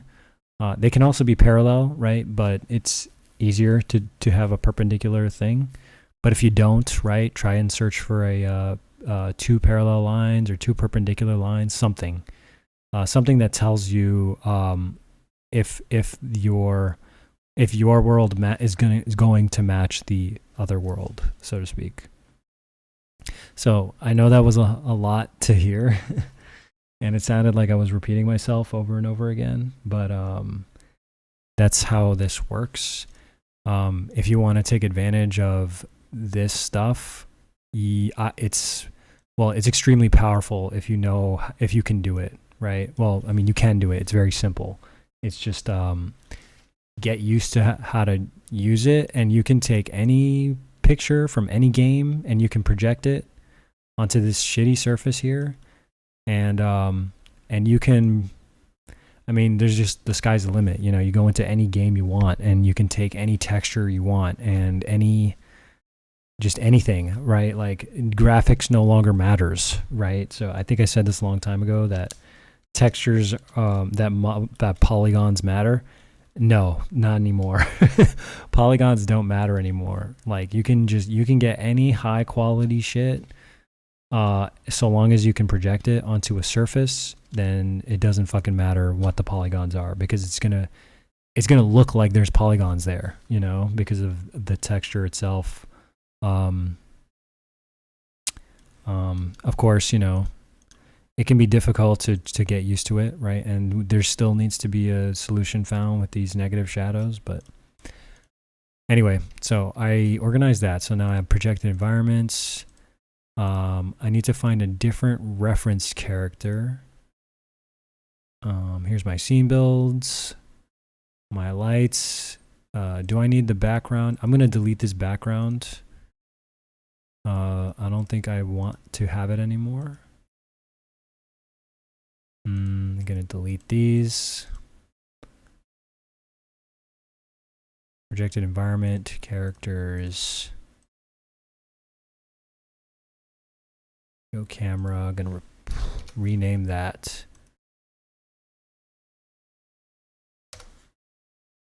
Oh, yeah?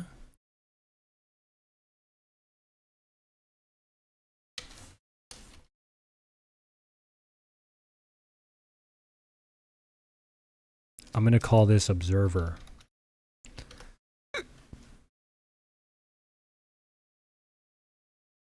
Call this main camera.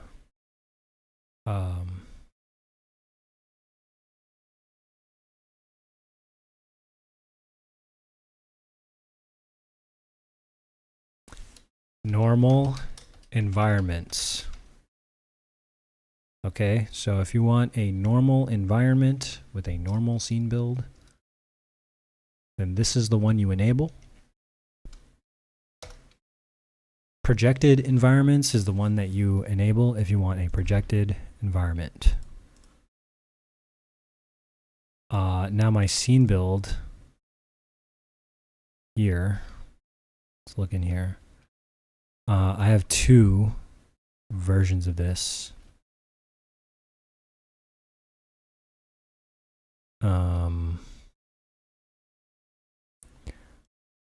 So I have walls. Okay, so I have the white version, right? The white wall version.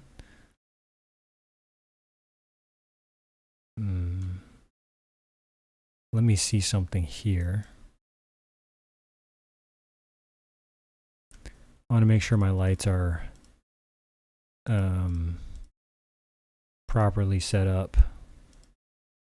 So they don't have the same FOV. So I'm going to make them the same FOV.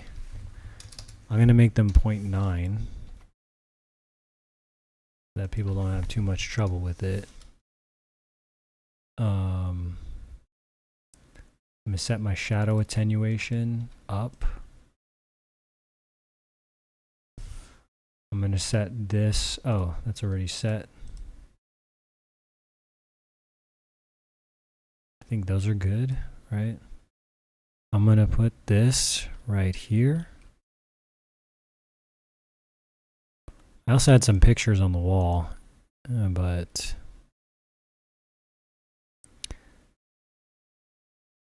looks pretty nice, right? So, all right, let me check chat to see if anyone spoke up, if they want anything interesting in this session here. Oh man, I can't wait to see what Kiwi's been making. I'm going to read some of Kiwi's stuff. I think Python might allow scripters to configure them in folders, but anyway, here's a ninth light. 9 lights. 1, 2, 3, 4, 5, 6, 7, 8. Why do I only count 8? 1, 2, 3, 4, 5, 6, 7, 8. Where's the ninth light? Is that the light he's talking about? Because it does look like there's a light here. My flashlight is the ninth light, and if I find out how to spawn the projection texture entity, I'll demonstrate more. Man, if you can figure this shit out, this might solve my problems. Can anyone replicate the test in... Can anyone replicate this test in their SFM? Want to make sure I'm not being deceived by the source engine again. Bind F, impulse 100. If it doesn't work for you, then it seems like I've bypassed the shadow limit. If it does work, well, damn, I don't know, I guess. It loads, but it's empty. Update, I made a map in Hammer with 8 projected lights. I placed down a shadowed light in SFM and it worked. It might not look like much, but this is 9 shadows in total. The SFM lights is the one in the middle. So you need a mix of Hammer lights and SFM lights? So far, yes, but it might just be SFM restricting the lights. He should try to put entities in the he should try to put entities in the thing, because I think Hammer applies shadows to static lights, but not I mean static entities, but not SFM based entities. So he should check that out.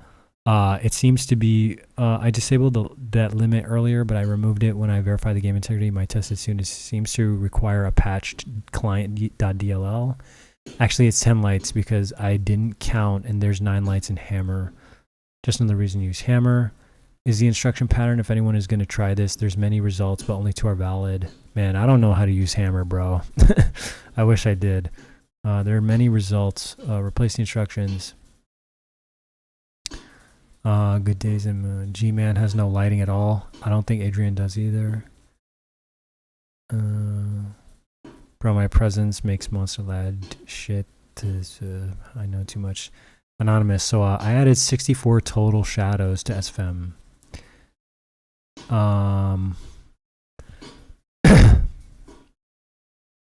And I see the shadows. Looks really cool. So how does this work? Oh, Anon said, how does this work? I assume this is like SFM, and not Portal IFM. I want to test this stuff out. This is completely SFM. I could send you the binaries, please. Not much to tell. Somehow I ended up in the same servers as that embarrassment. And I know too much of the bullshit he spews. Show me where I can find him. Reddit. Just figured I'd share. I increase this. Here's 20.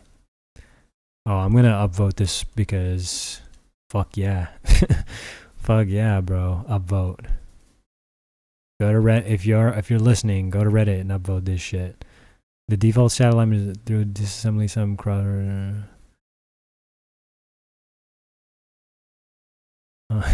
it's so stupid that he posted this on April 1st. People are gonna think it's an April Fool's joke. I managed to increase this limit to 64. Cool. Show me where I could find Monsterland. Actually cool. Sounds cool having 64 shadowed lights. That would be great for me. I would love to have up to 64 shadowed lights, because then I can make as many point lights as I want.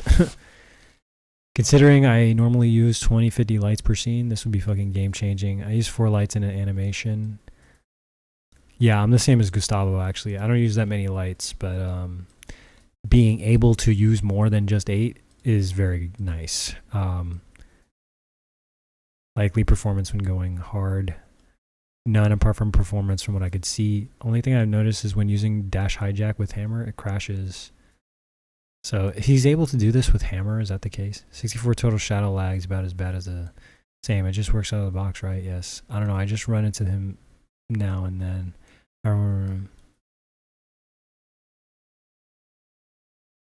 I hope to see what the community accomplishes once it's readily available. I might prepare a patch or software.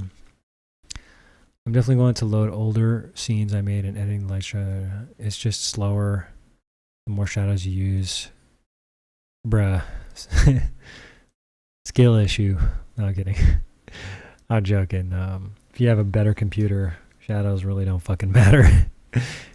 But if you 64 shadows in an empty map runs at 0.5 FPS on a 2080 Ti. Yeah, so Yeah, the shadows really impact performance, bro. Like after a certain time, like after a certain number of shadow lights, yeah. And if you have volumetrics on them, but I've ran like 8 volumetric shadows with fucking animated and fucking with shadows, and like you get lag, but it's not that much lag. I never tested 64 because I have 1660 Super. Yeah, I used to have 1660 Super. I was bamboozled. I thought it was a good graphics card, which it is. It actually is a good graphics card, just not, you can't run like ray tracing and shit on it. 32 shadows ran at like 5 FPS, so it's almost exponential. Yeah, it probably is exponential. So if my calculations are correct, I'll run at 0 FPS. Good to know. Correct, but 16 shadows, you'll probably be fine. Yeah, I've done 32 on HLA. You know, SFM is 32-bit. Yeah, my favorite chicken restaurant owner. Does SFM limit RAM usage? No, I think it just fucking crashes. It just fucking crashes, bro. Actually, I have no idea. I'll be honest. I have no idea. All right, so I'm gonna ask. Man, like once he gets once Kiwi is done with those shadowed light things, I guess maybe at that point I would update this master template because I think everyone will be using it. I mean, I know I'll be using it. I wonder what else Kiwi could do. Any cool shit he could do. I would read this, but there's a lot here, so I'm not gonna read it.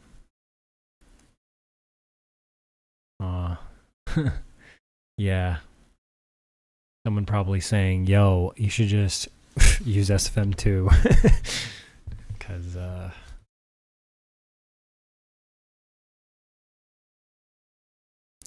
all right, I need a,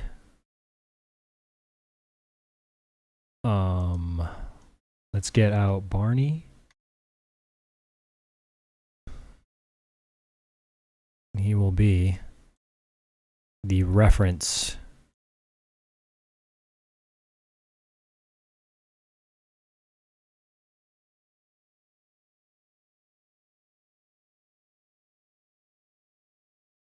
Yeah, Barney looks a little too small.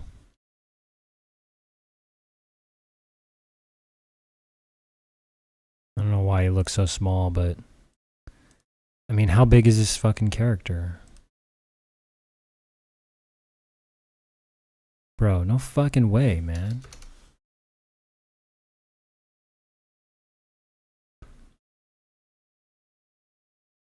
Why is Barney so fucking small, dude? Anyway, that's the, I guess we have to make Barney slightly bigger. Because to be honest, I don't think Valve is scaled appropriately. 1, 1?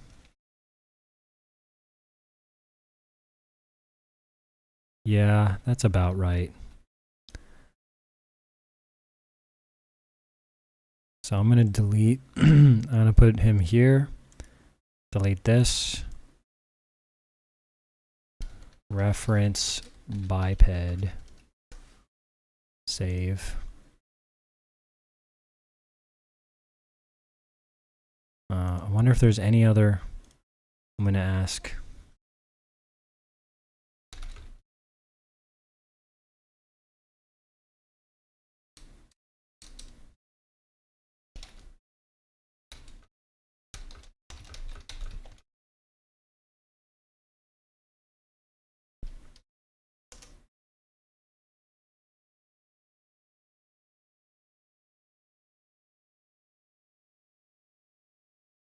So I typed out, is there anything people want me to add to this master template session?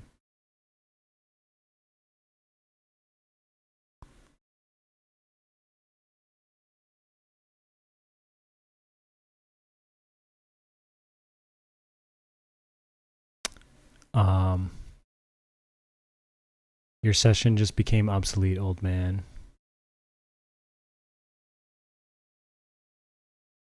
I don't really know what he's talking about.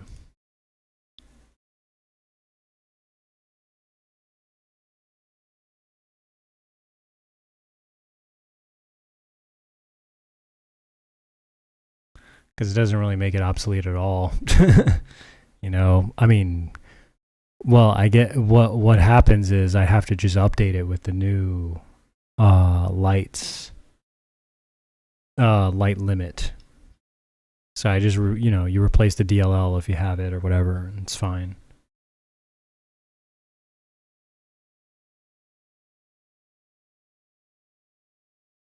Is there a way to like bypass the limit, or it's impossible?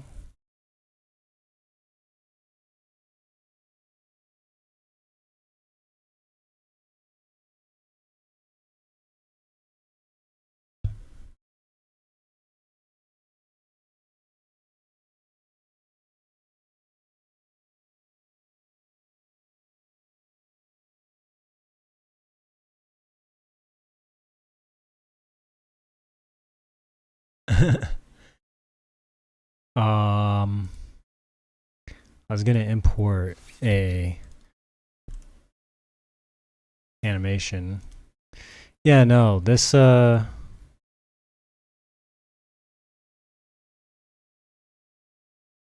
I guess if you're using, well, I mean, animated point lights, would that make that obsolete having more than? No, I don't think so, because I think it takes, well, I mean, if you're me, you only need two lights to make a point light. But if you wanted to make a point light the old-fashioned way, that requires like what, 6 lights, and I'm not even sure that works. Like I've tried that before with the 6 light method, and I don't think it works. There was always a black thing there. So now, yeah, animated point lights. I think for animated point lights, that was just icing on the cake that you could animate a whole session, 50 lights if you just moved it really fast. But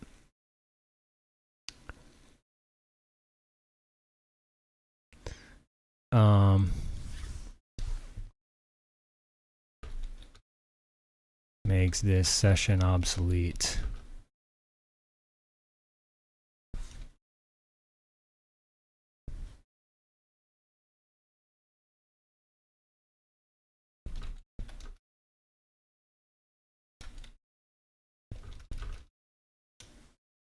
So I said, I don't see how that makes it obsolete at all, just better.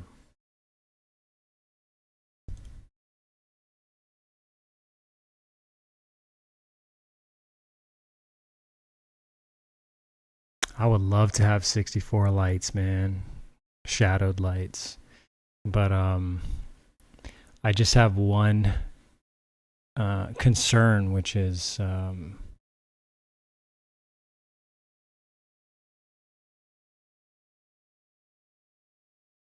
man, that is so cool, bro. Look at this. 1, 2, 3, 4, 5, 6, 7, 8, 9, 10, 11, 12, 13, 14, 15, 16. That's so cool. I can't wait to get like my hands on this shit. This DLL. I hope he has like a little tutorial on how to like use it though, like how to install it and shit. Please, Vanny. So I was gonna import. Oh god, I got work to do tonight, man. Save. I was gonna import a sequence, an idle sequence.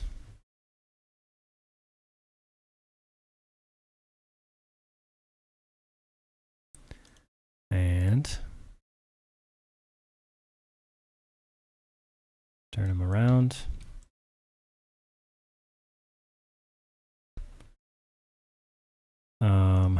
Let's put back in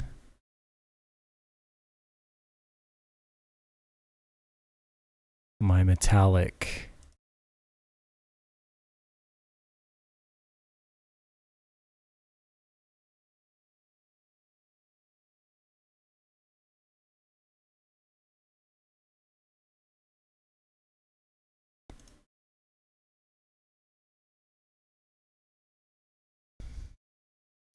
I'm going to move my reference character. I guess I'm just trying to make it cool now, look cool or something.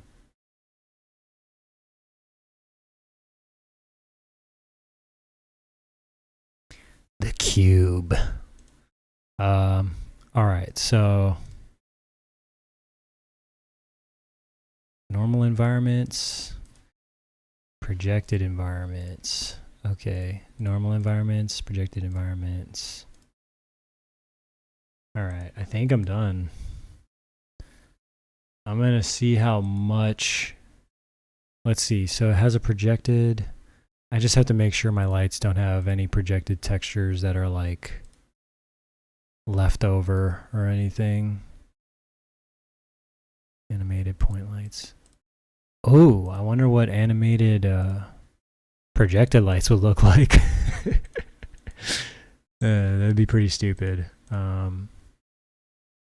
I'm going to close this and I'm going to load it again.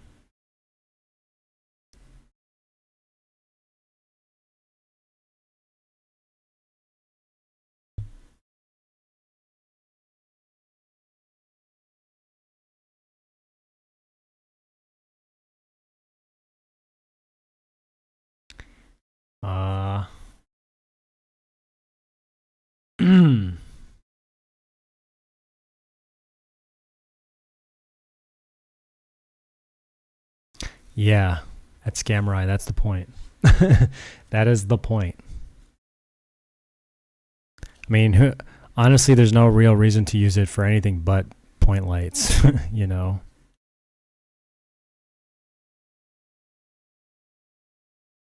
Like, who would choose a directional stage light over a point light, you know? Because all real lights are point lights. So it's kind of the point of that.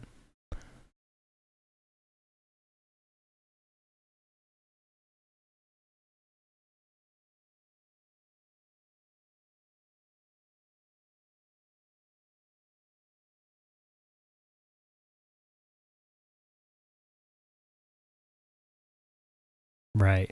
Yeah. So Anonymous said, for stuff like fake HDRI lighting, or pretty much any light with a specific shape to it, like a tube light, animating lights are still valid. You could do even more detail. And yeah, that's kind of why you want to do that. It's because, you know, well, animated lights have that feature that,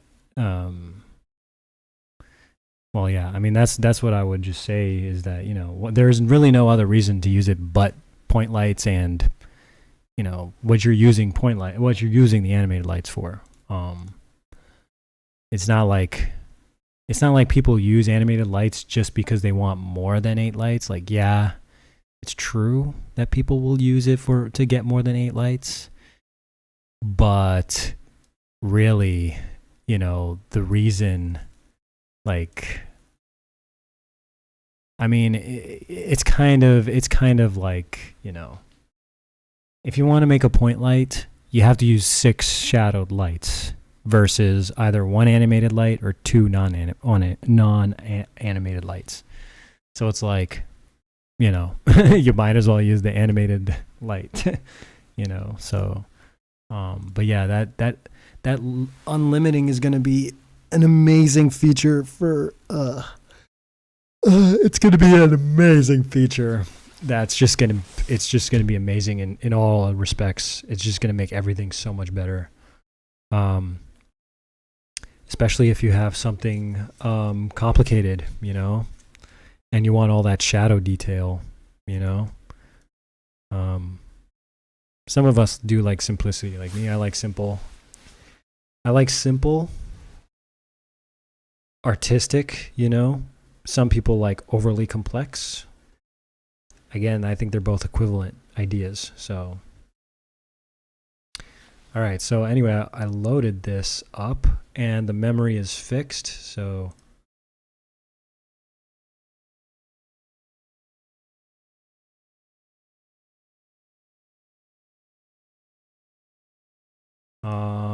scene build, I'm just checking, making sure it looks good. Reference items, characters. So I just need to to replace this one,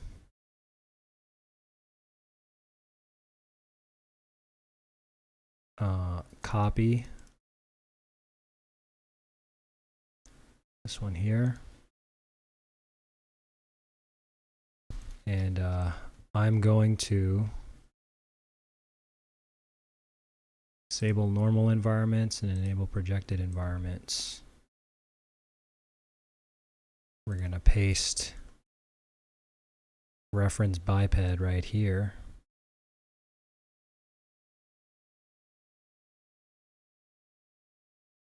And as for the size,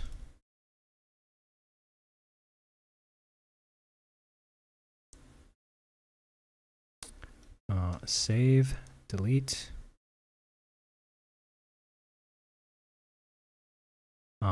I just want to make sure that this size is correct here. Yeah, I think the size looks correct. I mean, he's a bit tall. So I'm actually going to change his size. Now, 1. There we go. That looks a little more normal.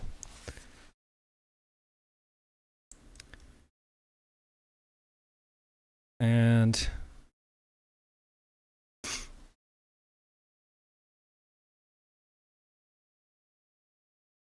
I'm going to save this.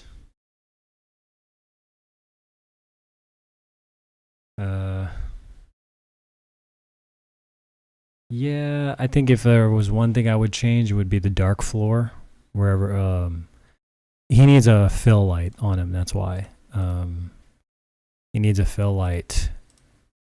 I think that's kind of the responsibility of SFMers to put their fill light here. Because I think everyone's kind of got their own sort of way that they do fill lights.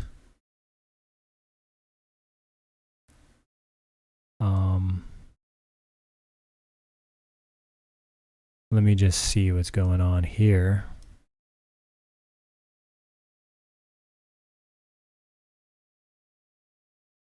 Zero, 0, 2, 1. Yeah, so that's a bit too bright. I think 0, 5. Oh, and now the shitty is starting to show up. Well, the shitty was always going to show up. 0, 5. 0, 1. Jesus, man. 0, 2. All right, that's a little better. Yeah, that's the one thing I don't like is the negative lights. They're just so they're just so ugly. Kind of can't wait to get some to get a different approach there, but you know, fill light.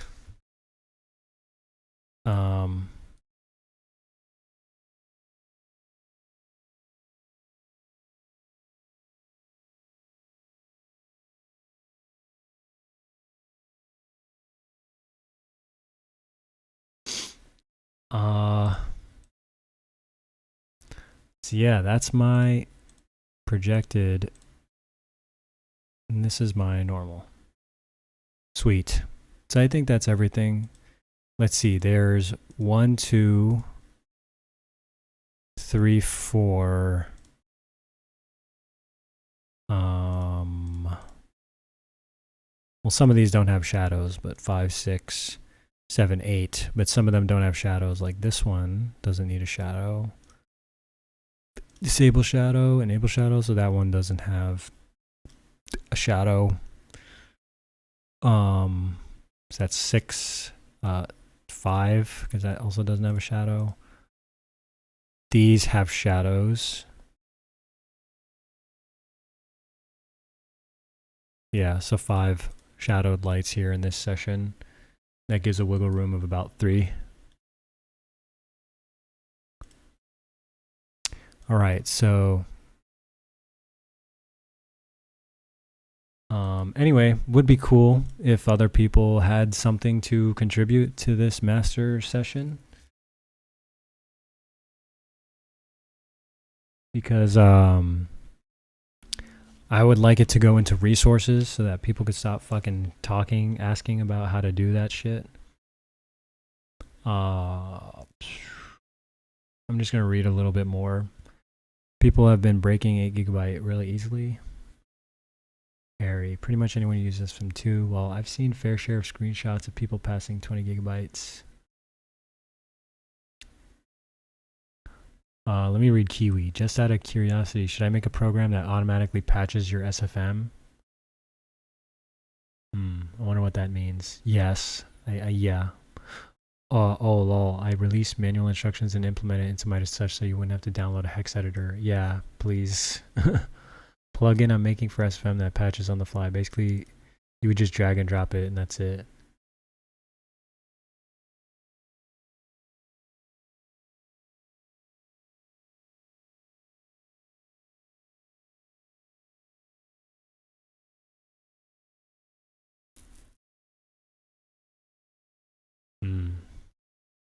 No, yeah. Definitely would want. Well, I guess. I mean, I don't know.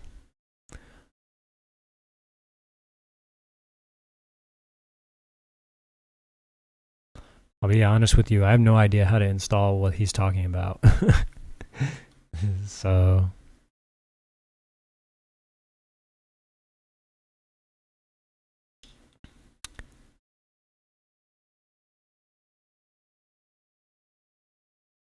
Do I have... Okay, I don't have permission to put that into resources. So...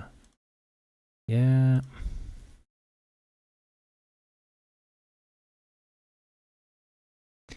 What other cool things? There was like one other cool thing I wanted to add to this. So normal environments, projected environments. What else is there? There was like some really cool shit that I wanted.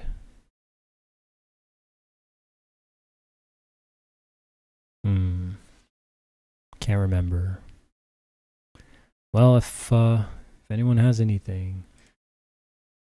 So save. Close this.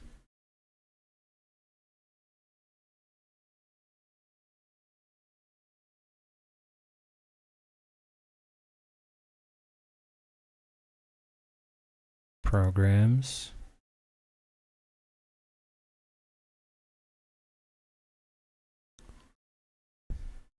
Steam apps. Common. Source filmmaker. Game.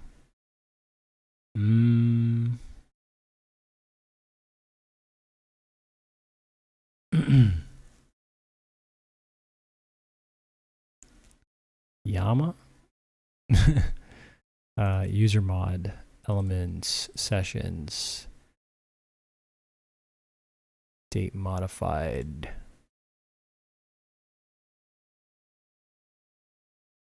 Oh, wrong thing. So, master session template. Really? It's only fucking... Well, I guess the textures don't come with it, right?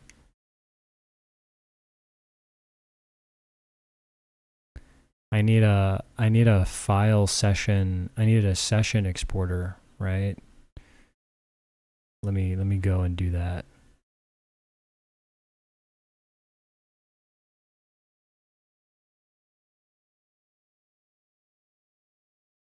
DMX packager.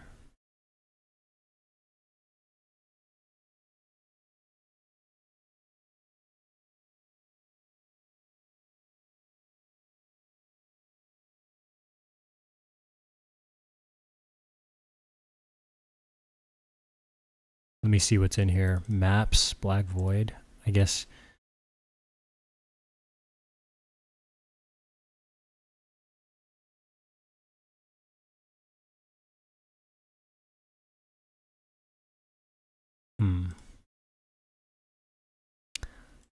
All right. We're going to make this into a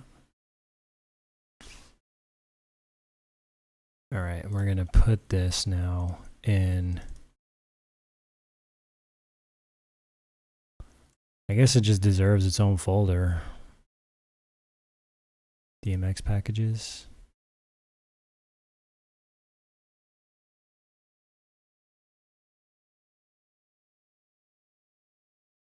All right, so I made this for Cocksucker because he asked for it.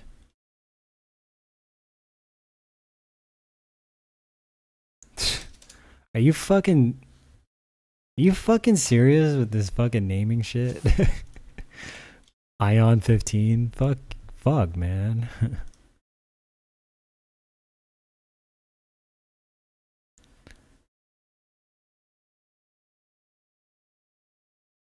My taxes. Master session template.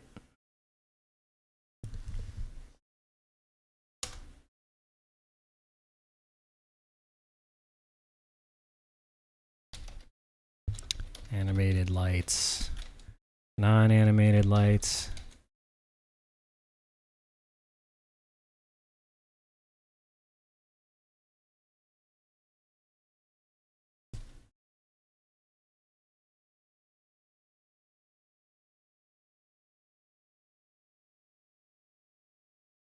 Okay, animated point lights, non-animated point lights, projected environments.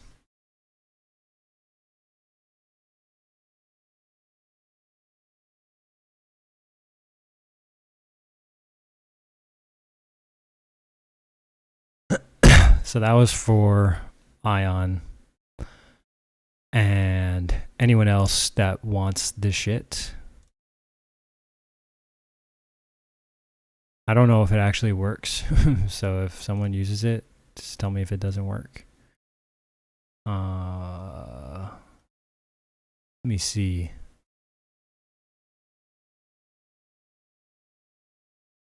So I should do some work right now. I could really do anything. It's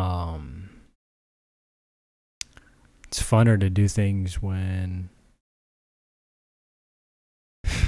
you have a goal in mind. You can get the goal done. I don't really know what to do right now. I mean, I have work to do. I have work that I have to do, so to speak. But okay, that was useful. Good. He said, I'm coming. Yeah, good. Man, I had work to do regarding FNAF commissions. Opening theme commission. I have to look through this. Oh, I have to go through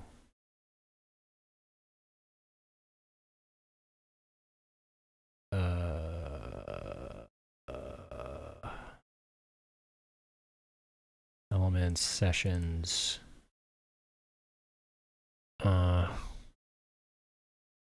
Squid Game episode 2. Episode 2, scene 1. So speaking of animated lights, I'm pretty sure there's animated lights in this one.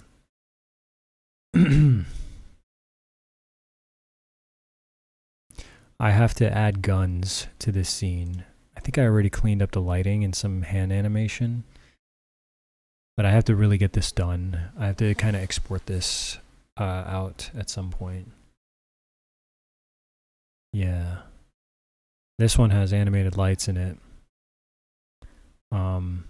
There's a lot of issues with using animated lights for animation. At certain points, it stops loading for me.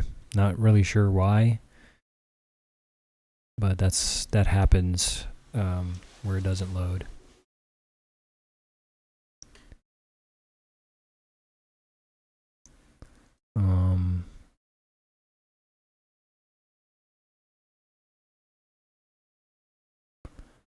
I feel like it's also hard to watch. So the blinking, it's ridiculous. You could see his eyes.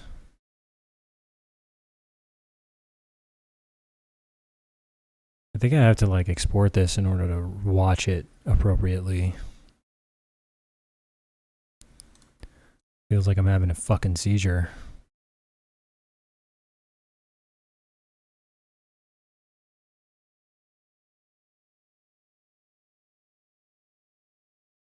Oh, there's sound.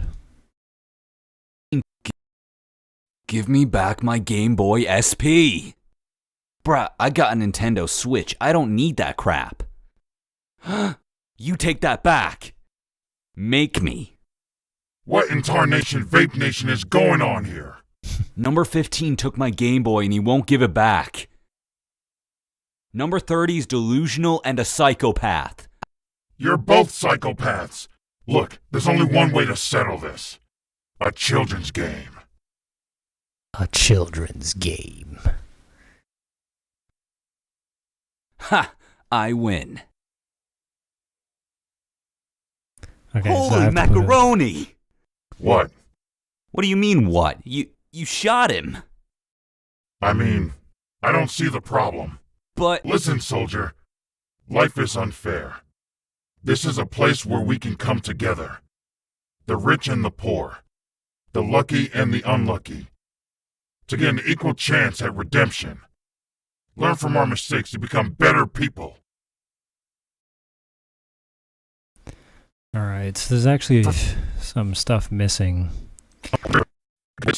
Oh, okay, I have to put the guns in. So, okay, what I was going to do is I was just going to write. You know what? Instead of actually working on anything, let's have this be a sort of, a sort of,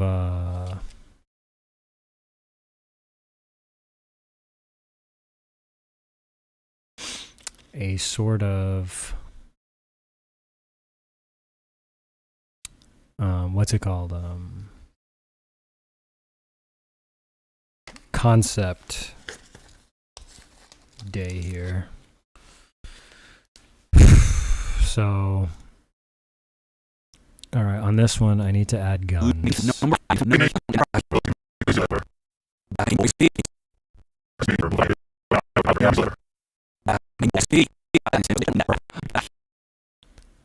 So this is shot 5.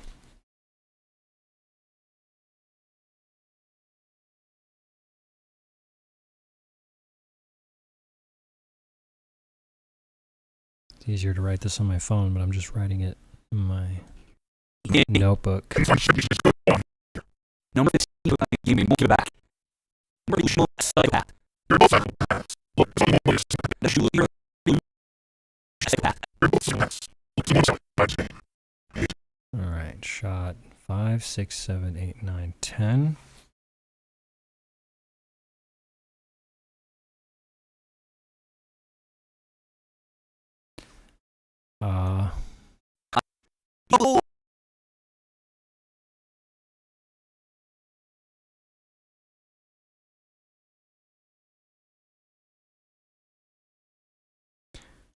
So 12.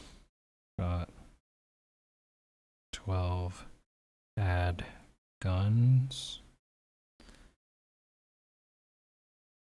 Holy macaroni! Why is this even Holy macaroni! Holy macaroni! Why is this even split like this? Holy macaroni! What? What do you mean what? This is not like Holy macaroni! Holy mac. fix. Fix shot 12. 13 cut. Cause that's kind of messy. Holy macaroni! Holy I macaroni! don't know why it's like that. What do you mean what? Shot 13. Should I add guns to that? What do you mean what? You shot him. I mean, I don't see it.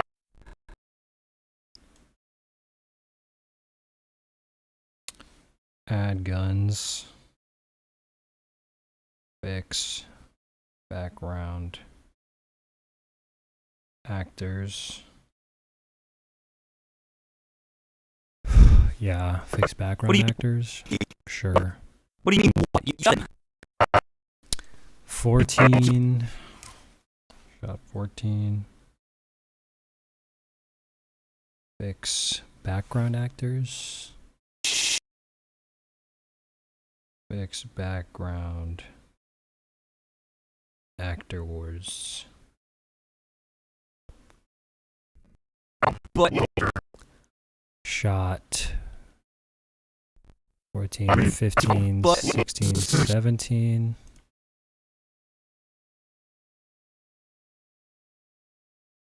Fix background actors. Add guns. I don't know, the whole fucking thing is kind of just strange.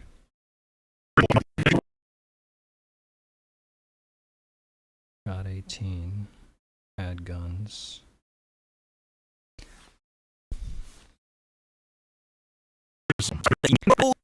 I mean, the whole thing isn't strange. It's just something feels off. I don't know what, but I think it's just because the lights aren't on. And I love living. I feel like if I exported this, something's gonna be wrong, you know? And I don't want to spend so much time exporting.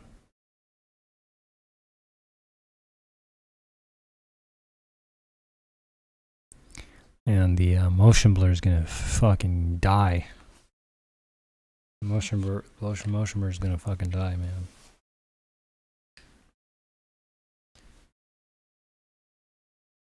Scene. What is this? Oh yeah, that's why I felt it was wrong. It was off. It's because it's missing a scene. Shot 19 missing. And I gotta figure out how I'm gonna do that.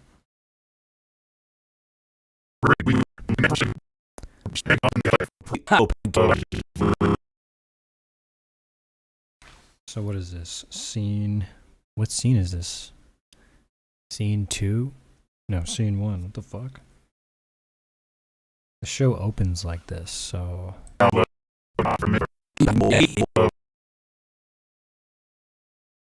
I love chicken. I love liver. This could totally use like an opening shot. Like an environmental, an environment shot. You know? Alright, so that's what I need to do on this thing. I think I already did this other one, the other last month or something. S2? What's S2? Scene 2. I thought this was scene 2. Just open it, find out.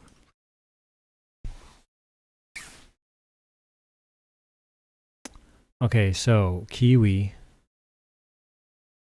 just put out something. And I have no idea how to use it.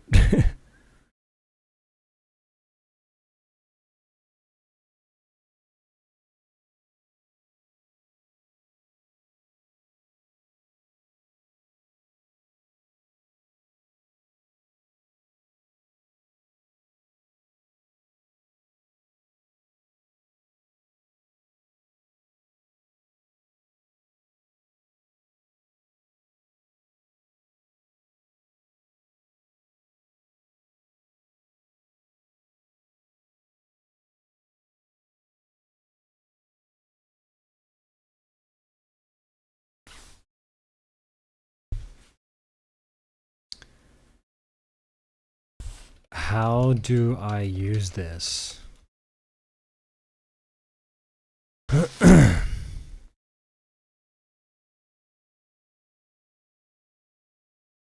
have no idea how this works, bro.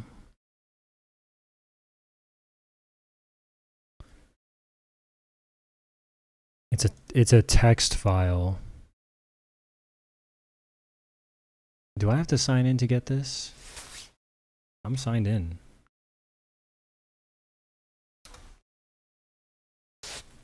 Oh, I'm not signed in. The fuck? Need a GitHub. Oh god, I gotta remember my GitHub. Fuck me.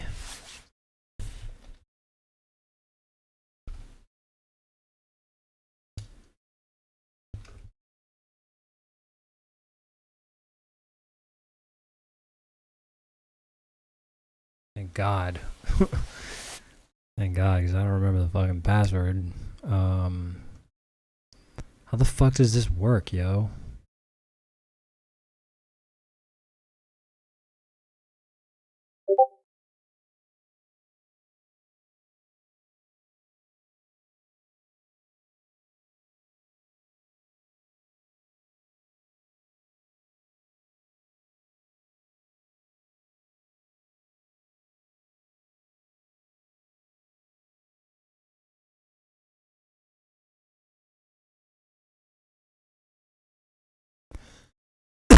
I don't know what a HXD is. So I guess it's time to find out what an HXD is. Oh, hex editor. Man.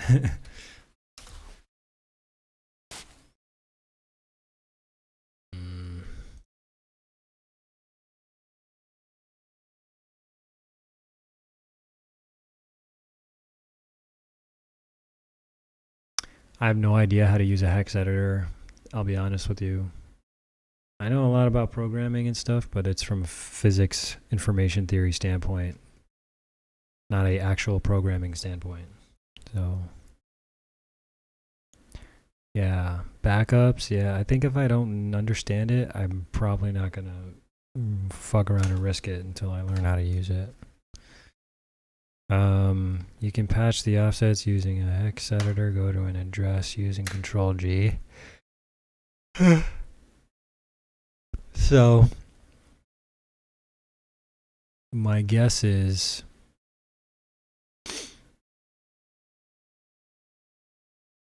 I don't know. I don't really understand how this works.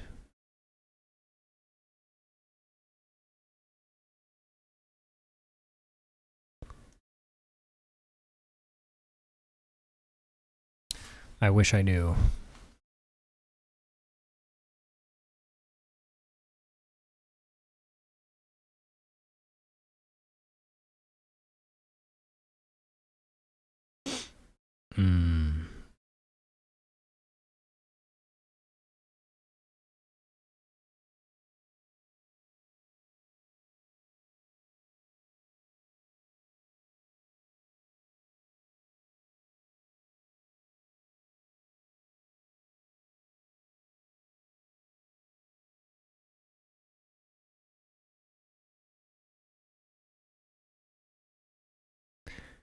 Download zip, is that something I'm supposed to do?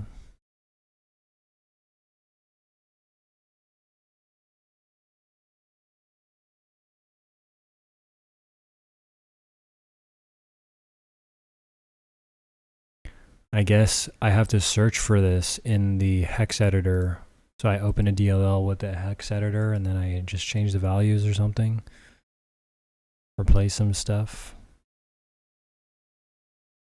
You know, I would invite him to the stream to talk, but to be honest, I don't think I'd understand a fucking word.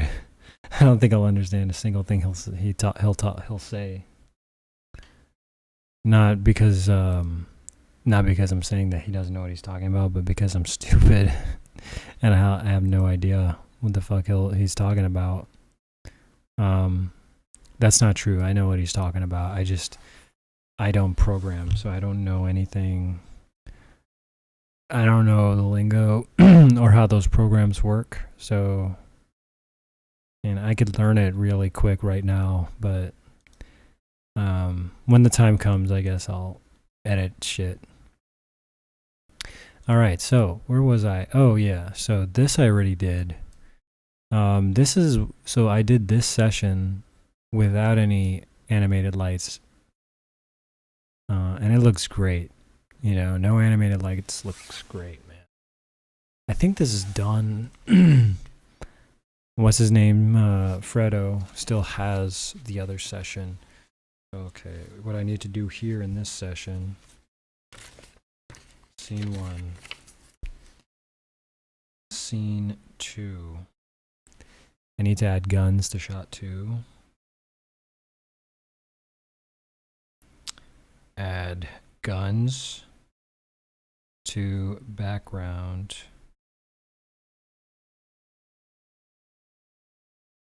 Characters.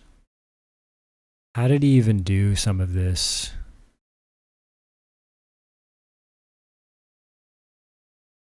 How did he even do this? Did he like hand animate this? I don't even remember getting mocap from this. Anyway, 2, 3, 4 needs it. 5 needs it.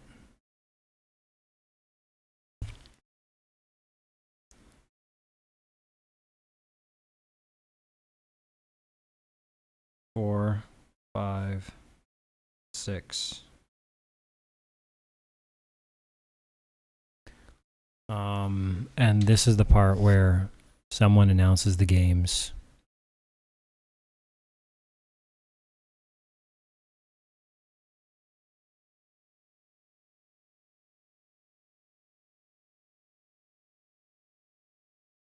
Well, so that's that. Fredo still has the other session. 2S2, 2S1, 1S3. So I need 1S3 to make the final scene, which is scene 4. So I'm going to take this exact same shot. And then, man, I can use like real lights instead of this animated light shit. Scene 4. What I need is I'm gonna save this as 2 scene 4.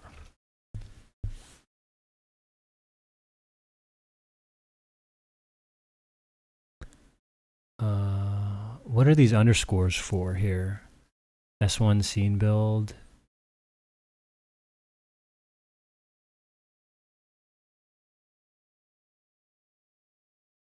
I'm not even going to call it that. I'm just going to call it this.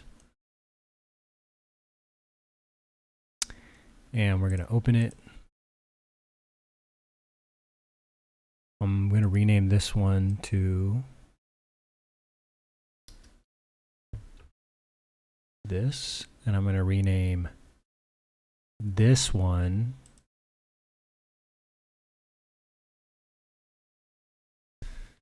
FNAF Squid Game App 2 S2.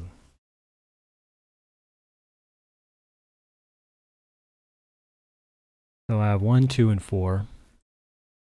We're going to load 4. Delete half this shit. We need pink guy.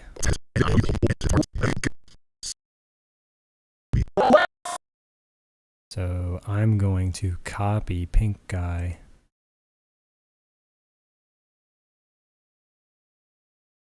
Woo woo woo, what's for breakfast, Dad?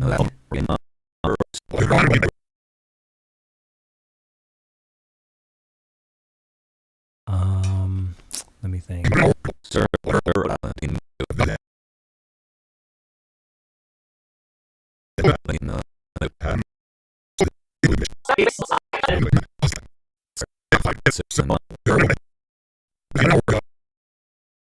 gonna paste him here. I need the one with the TV. Man, why is the TV so fucking dark? Okay, there we go. Oh my god, bro. Why is it connected to the audio? Whatever.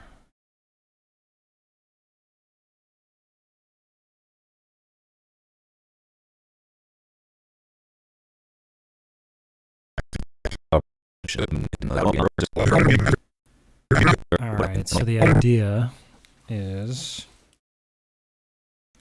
that set up camera, redo lighting, redo lighting, redo lighting, and what else?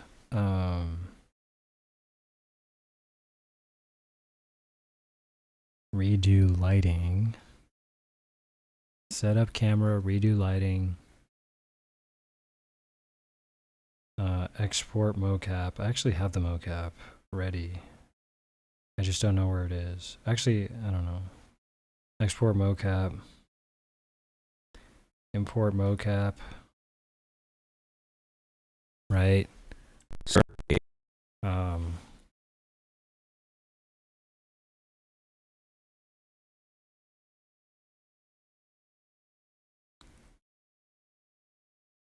Add Hagrid. We need Hagrid. I'm pretty sure I exported Hagrid. Yeah, I wish I could use that shit right now, man. I just don't understand it.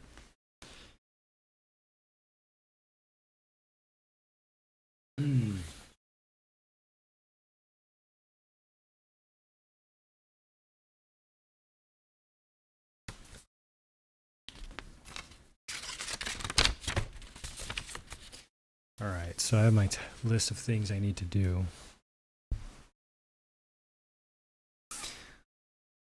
To get this done.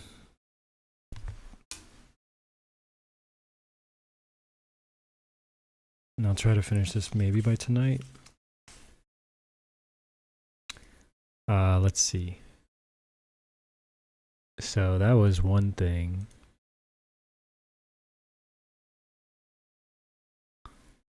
I also have a couple things to do with my other session.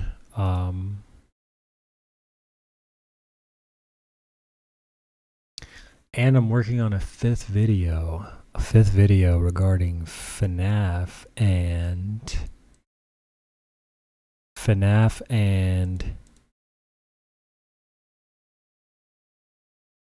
user mod workshop. User mod? Elements sessions.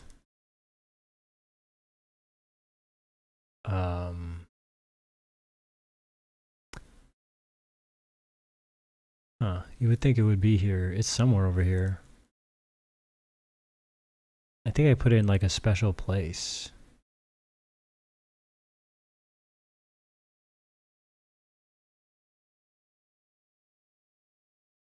I don't know, it should have been here in date modified. Did I call it Kytheria prototype? Huh.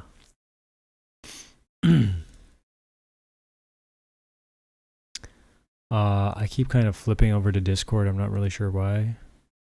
Ignore the pictures there.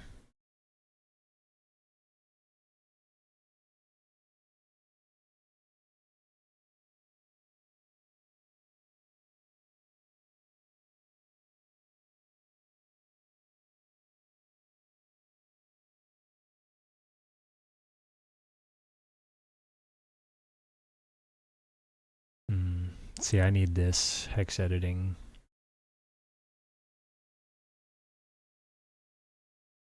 Alright, so I already have it there. So I'm going to close that. I'm going to close this.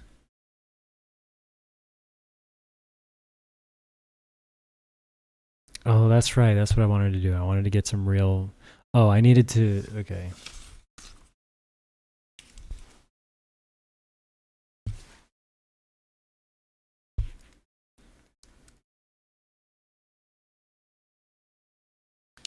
So right now I'm conceptualizing what I want to do with this animation. I need to figure, so I'm going to be using some sequences.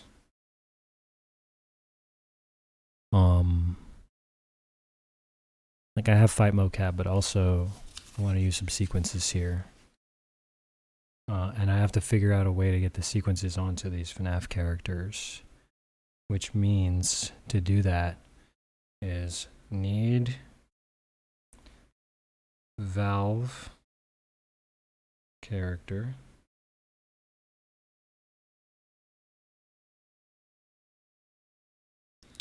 and the Valve character needs the doc revzin script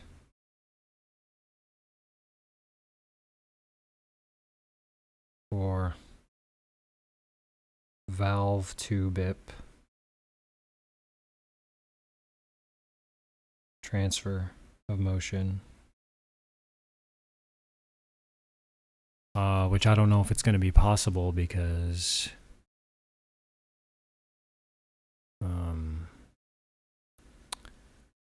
where is the characters?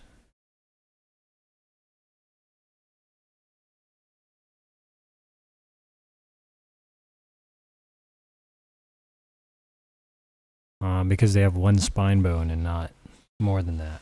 So I don't know if it'll be possible. I hope it'll be possible, but it might not be. And if that's the case, that'd be super unfortunate. I might ask my friend Freddy if there are Valve-based skeletons and just use those. I might just ask him right now if he's around.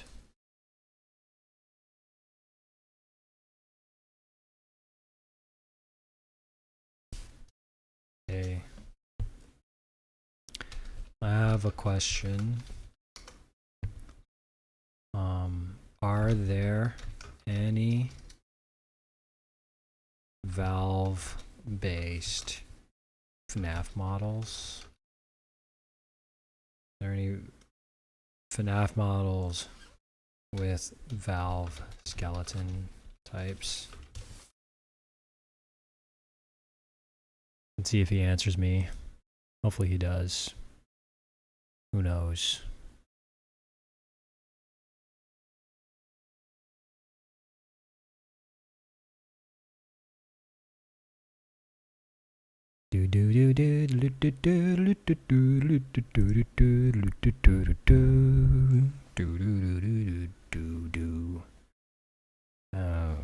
So that's what I need for this to begin with. See if I can get the sequences out.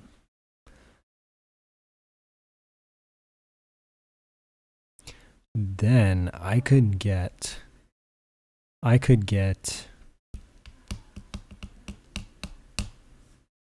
need mocap, motion capture for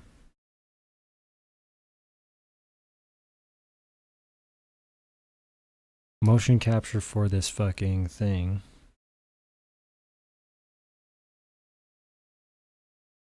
From the other session. Export mocap from com3.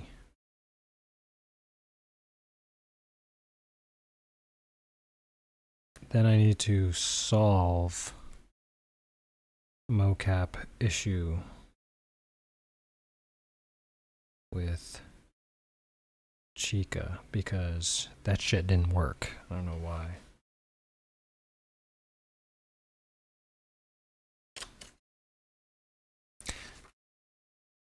And then I have to brainstorm what kind of models I want to use in this video. Replace these Barneys running around. Alright, well, I think that is going to be it because, man, I really don't have much work to do. Actually, I have plenty of work to do, but they're not, they're more like conceptual things, conceptual stuff, which I could totally share. Like, I could share conceptual stuff, But I think that kind of requires some brain power, some solitary brain power.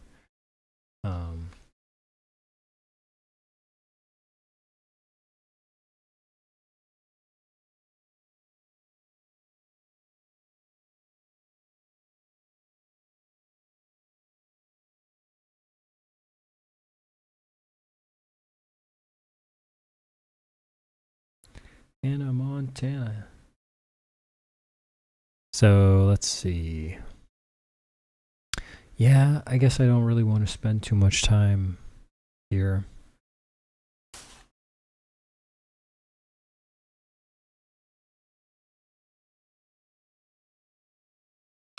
Kind of have my list of things that I need to do. I should open up my other thing.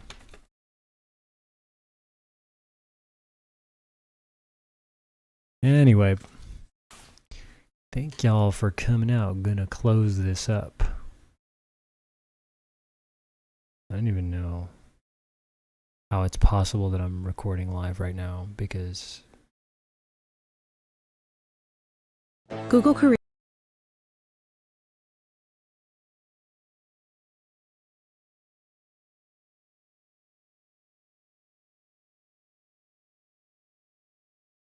how do I even close this? This is crazy.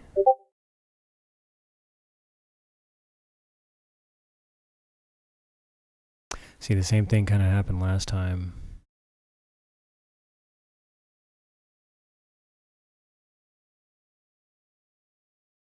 Oh, end stream. There we go.